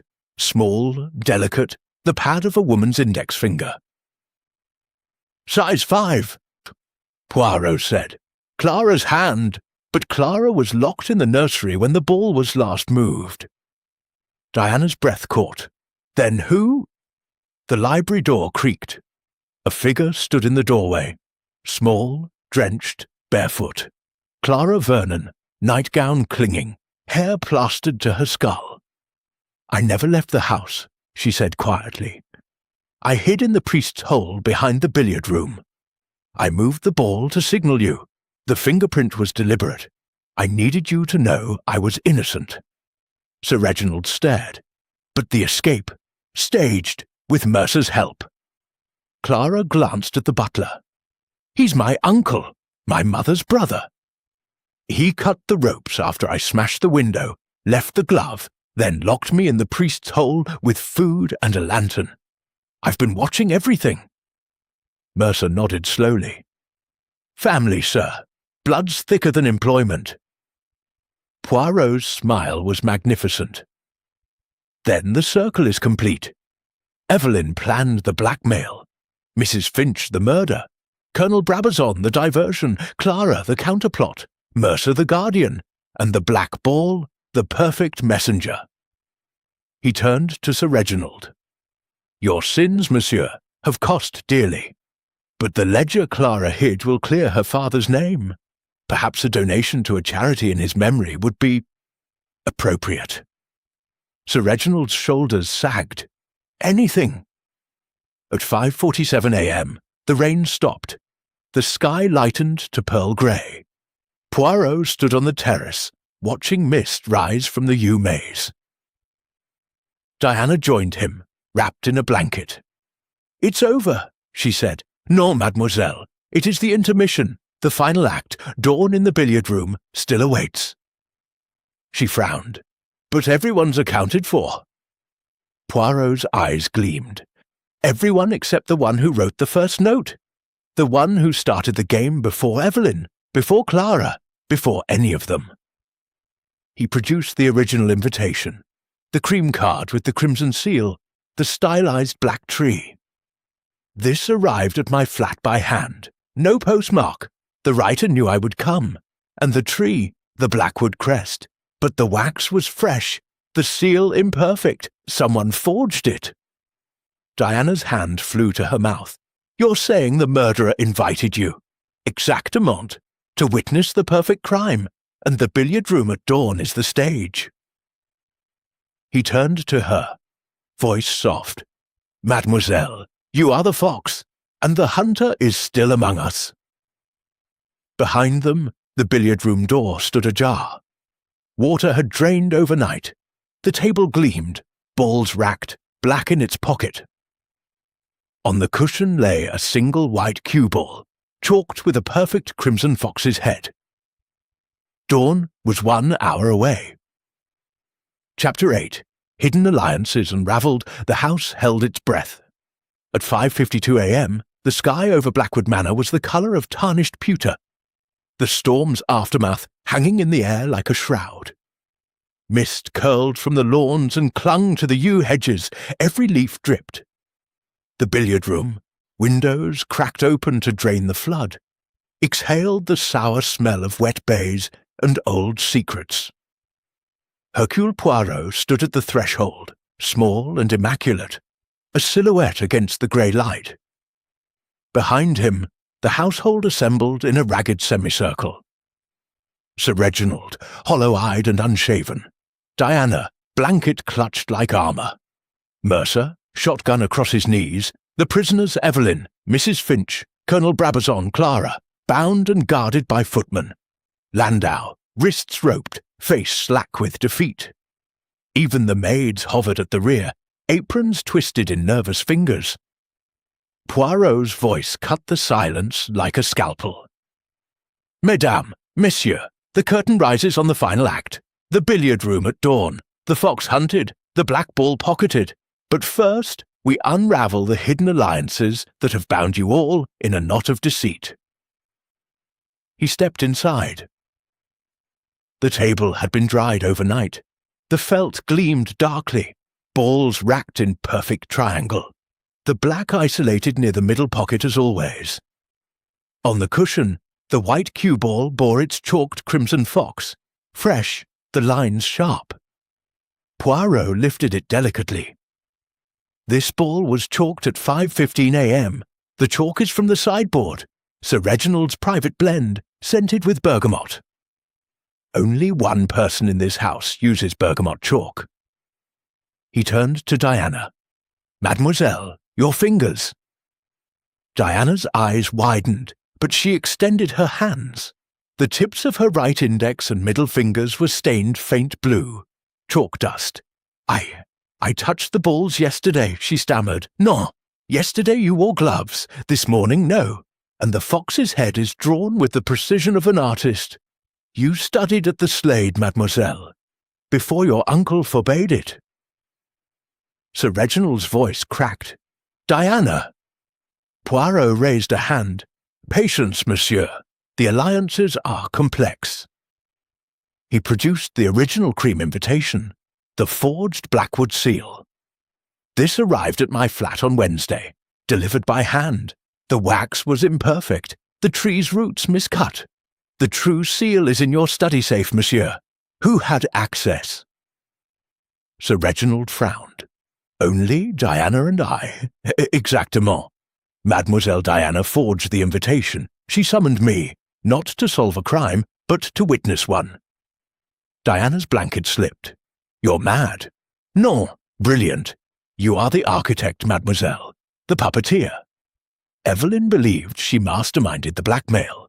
Mrs. Finch, the murder. Clara, the revenge. But every thread led back to you. He laid out the clues like cards. The gloves. 2 pairs of fox fur gloves. 1 pair yours, monogrammed DH. The second pair, identical, ordered from Asprey's last month, billed to your personal account. You planted 1 in the nursery, 1 in the passage to create Clara's escape. The notes, typed on your uncle's corona, but the ribbon tension altered between the 3rd and 4th notes. You changed it yourself, in your bedroom, using the typewriter you keep hidden in the linen press. The flood. The hot water tank valve required a wrench. The wrench was missing from the tool shed, signed out by you on Friday, returned Saturday soaked. The black ball. Moved 3 times, each time by you. The surgical tape was from your personal medical kit, used for your riding injuries. The final note. The dawn threat. Written on your personal stationery, cream, deckle-edged, watermarked with a tiny fox, not Mrs. Finch's lion. You forged her stationery in the attic, using her discarded envelopes as templates. Diana's face was marble. Why would I? Because, Poirot said softly, you are not Sir Reginald's niece. You are his daughter. Born to the American heiress in 1905, hidden away to preserve the marriage. Your mother died in childbirth. Your father paid a Hargrove cousin to raise you as niece. You discovered the truth in your mother's diary, hidden in the priest's hole. You wanted the inheritance, everything, but the will leaves it to male heirs. So you orchestrated chaos. Evelyn's blackmail, Clara's revenge, Mrs. Finch's murder plot, all fed by you, amplified, directed. When they failed, you planned the final act, your uncle's suicide at dawn, framed as murder by one of the conspirators. You would inherit as the grieving heir. Sir Reginald staggered.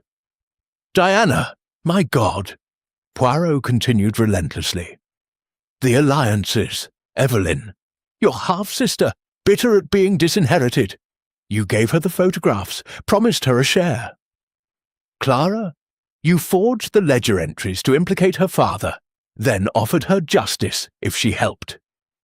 Mrs. Finch, you sent her anonymous letters hinting at Reggie's old affair, promising revenge.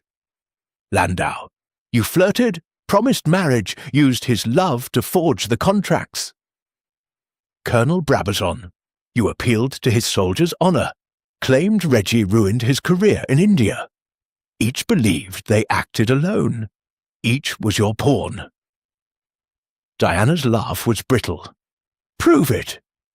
Poirot produced a tiny silver fox brooch from his pocket. This was pinned inside the black ball's tape.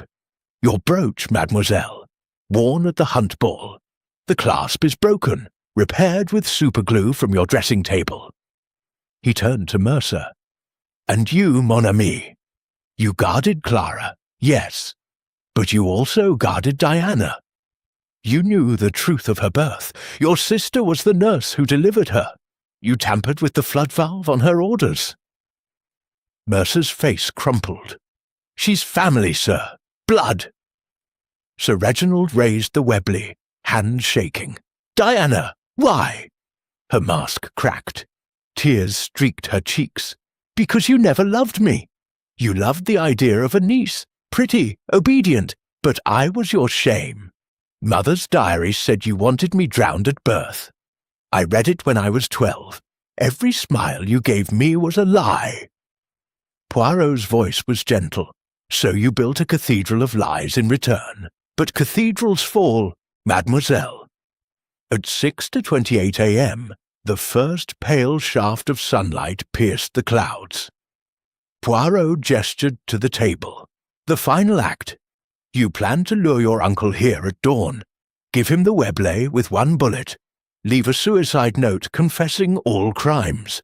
The conspirators would be blamed. You would be free. Diana lunged for the table, snatching a cue. Mercer moved to stop her, but Poirot was faster. He caught her wrist, twisted. The cue clattered to the floor. Enough, mademoiselle. The game is over. Sir Reginald lowered the revolver, tears in his eyes. Diana, I did love you. I was ashamed of my weakness, not of you. Your mother begged me to keep you. I failed her. I failed you. Diana sank to her knees, sobbing. I just wanted to be yours. Poirot knelt beside her. You were always his, mademoiselle. But love is not inherited. It is chosen. At 6:45, the police van finally arrived, tires squelching through the mud. Constable Truscott took statements, eyes wide at the tableau of bound conspirators. Diana was led away last, blanket around her shoulders, face blank. Poirot stood on the terrace as the sun rose fully, gilding the yew maze. Sir Reginald joined him, voice hoarse. What now, Poirot? Now, monsieur, you make amends. The ledger will clear Clara's father. Mrs. Finch's letters will be burned. Evelyn and Landau will face trial for fraud. The colonel for obstruction. And Diana, perhaps a sanatorium. Her mind is fractured, not evil. Sir Reginald nodded slowly. And the billiard room. Poirot smiled. Leave it as it is, a monument to human folly, the black ball in its pocket, the fox chalked on the white, a reminder that the game is never what it seems. He turned to leave. Sir Reginald called after him, Poirot, thank you. Poirot paused. Merci, monsieur, but thank the little grey cells. They never lie. As the Rolls-Royce crunched down the gravel drive, Poirot watched Blackwood Manor shrink in the rear window. The storm had passed. The sky was clear. But in the billiard room, the black ball waited, eternal, patient, ready for the next game. Chapter 9. The Gathering Storm. The sun climbed, but the air stayed cold. At 7:12 a.m., Blackwood Manor looked like a battlefield. After the guns fell silent, mud churned into ruts, windows cracked, the yew-maze dripping like a weeping wound. The police van had gone, taking Diana, Evelyn, Mrs. Finch, Colonel Brabazon, and Clara Vernon in a grim convoy. Only Felix Landau remained, wrists cuffed to the library radiator, awaiting a second van. Sir Reginald Hargrove stood on the terrace steps, coat collar turned up, staring at the gravel as if it might confess. Hercule Poirot descended from the rolls, valise in hand. He had intended to leave. Instead, he paused beside the chauffeur. Mercer, he said quietly, a moment. The butler approached, shotgun broken over his forearm. His face was grey with fatigue and something deeper. Shame. Sir, you will stay with Sir Reginald. He will need a friend now, not a servant. And you will tell him the truth about the priest's hole key, the one Diana gave you to plant beneath the black ball. You were to unlock the gunroom cabinet at dawn, remove the suicide note, and let the world believe Sir Reginald took his own life. But you could not do it. Mercer's eyes filled. She was my niece, monsieur. Blood is a chain, mon ami. Sometimes it must be broken. Poirot laid a hand on his shoulder. Stay, redeem yourself. Mercer nodded, throat working.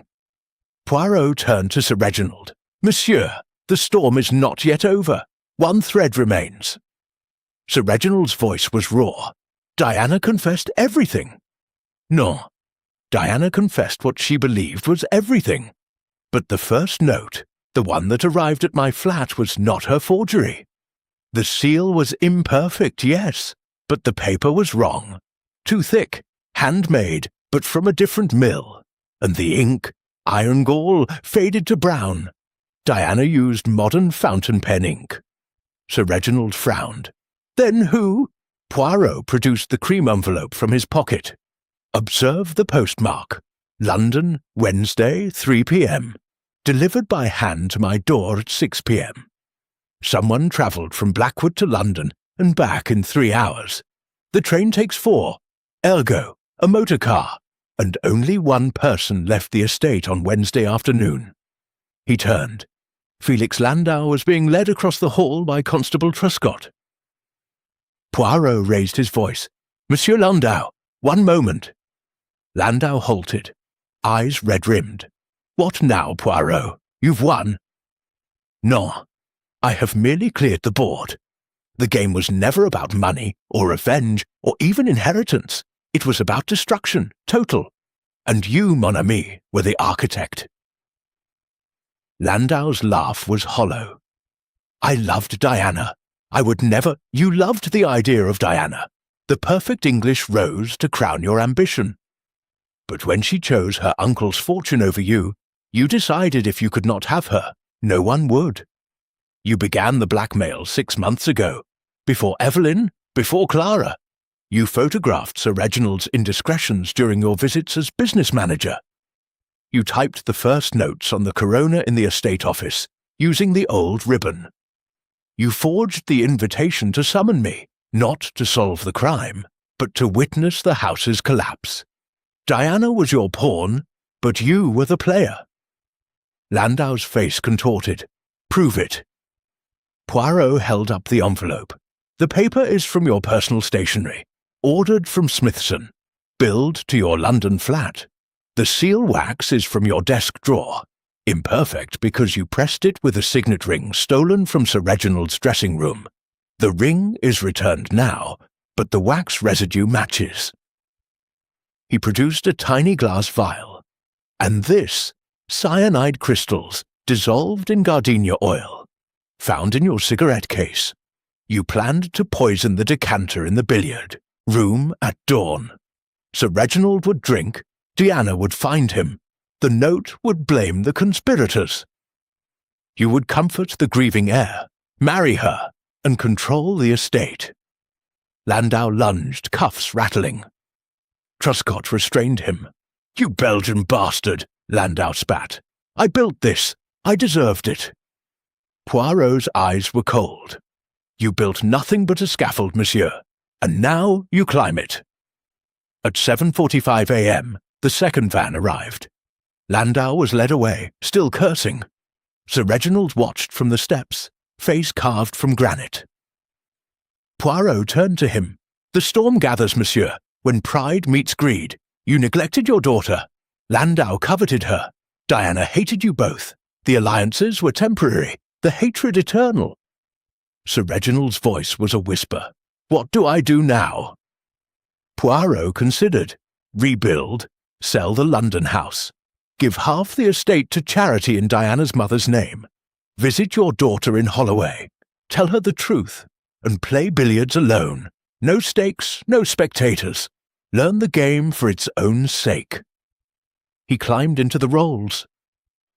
As Mercer closed the door, Poirot leaned out. "One last thing. The black ball, leave it in the middle pocket. A reminder that every game ends, but the table remains." The car crunched down the drive. In the rear window, Blackwood Manor shrank to a dark rectangle against the brightening sky. The yew maze glistened, the lake steamed in the sun. And in the billiard room, the black ball sat alone, waiting for the next cue. But Hercule Poirot knew. Some storms never truly break. They only change direction. Chapter 10. The Brilliant Deduction. The Rolls-Royce Phantom de Trouaille purred along the Wiltshire lanes, sunlight flashing off its silver wings like semaphore. Hercule Poirot sat in the rear, Homburg hat on the seat beside him, gloved hands folded over the head of his cane. The storm had vanished as completely as a conjurer's silk. Only the puddles and the scent of wet earth remained. Yet the little Belgian's mind was not on the landscape. It was in the billiard room, replaying every stroke, every carom, every kiss of ivory on felt. Mercer, at the wheel, caught his eye in the mirror. "Back to London, sir." "No, Mercer. To the village station. I have a train to catch, and a final appointment with the truth." At 8:27 a.m., the car halted outside Blackwood's tiny railway station. Poirot descended, valise in hand. A single porter touched his cap. The London Express was due in 8 minutes. Poirot entered the waiting room. It was empty save for one figure. Sir Reginald Hargrove, overcoat buttoned to the throat, a leather document case at his feet. His eyes were bloodshot but steady. "Poirot, I thought you'd gone." "I returned for the denouement, monsieur. The true one." Sir Reginald's laugh was bitter. "You've unmasked everyone. What's left?" Poirot gestured to the bench. They sat. The station clock ticked like a metronome. "Everything," Poirot said softly, "and nothing. The conspirators are in custody. Diana, Evelyn, Mrs. Finch, Colonel Brabazon, Clara, Landau, all confessed their parts. Yet one question remains. Who killed the game before it began?" Sir Reginald frowned. "I don't follow." Poirot opened his valise, removed a small bundle wrapped in oilskin. He unwrapped it. The black billiard ball, the white cue ball with its chalked fox, the forged invitation, the first blackmail note, the cyanide vial, the broken fox brooch. He laid them on the bench like evidence in court. "Observe the sequence," he said. "The invitation arrives Wednesday. The first blackmail note Thursday. The photographs appear Friday. The flood Saturday. The dawn threat Sunday. A perfect crescendo. But the timing is impossible." He picked up the invitation. "This paper is handmade, 200 gram.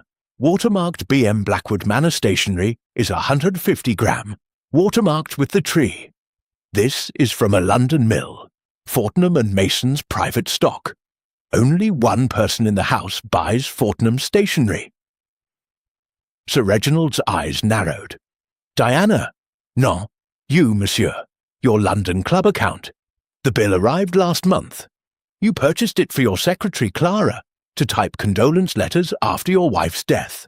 But Clara was in London Wednesday, collecting your new dress shirts. She posted the invitation from Paddington at 3 p.m., delivered it to my flat at 6 p.m., and returned on the 7:15 train. You gave her the day off." Sir Reginald's hand trembled. "Why?" Poirot's voice was gentle. "Because you are the architect, monsieur. Not Diana, not Landau. You." The station clock struck 8:35. The distant whistle of the express sounded. Sir Reginald's face crumpled. "How long have you known?" "From the first. The seal wax was too fresh, pressed with your own signet ring, stolen from your dressing-room Tuesday night. The ink was your private blend, iron gall, mixed with bergamot oil from your shaving soap. The handwriting on the envelope, your copperplate, disguised. You wrote the invitation yourself, in your study, at 2 a.m. Wednesday. You posted it via Clara, to establish distance." Sir Reginald buried his face in his hands. "God help me," Poirot continued relentlessly. "You began the blackmail 6 months ago. You photographed your own indiscretions, staged them with paid actresses. You typed the notes on your corona, using the old ribbon to age them. You forged the ledger to implicate Clara's father, your old partner, knowing she would seek revenge. You fed Evelyn the photographs, Mrs. Finch the letters, Landau the contracts. You even planted the cyanide in his cigarette case, gardenia oil from Diana's perfume bottle." He picked up the black ball. "This ball was never moved by Diana. You isolated it Wednesday night, before the guests arrived. You taped the key beneath it Thursday. You chalked the fox on the white ball this morning, your own, hand steady as a surgeon's, the flood. You opened the hot water valve yourself, wearing Gerald Carson's shoes backwards to lay a false trail." Sir Reginald's voice was a whisper. "Why?" Poirot's eyes were sad. "Because you are dying, monsieur. Cancer. 6 months, perhaps less. The doctors told you in London last week. You wanted to destroy the empire you built, punish those who coveted it. Diana for her ingratitude, Evelyn for her greed, Clara for her righteousness, Landau for his ambition.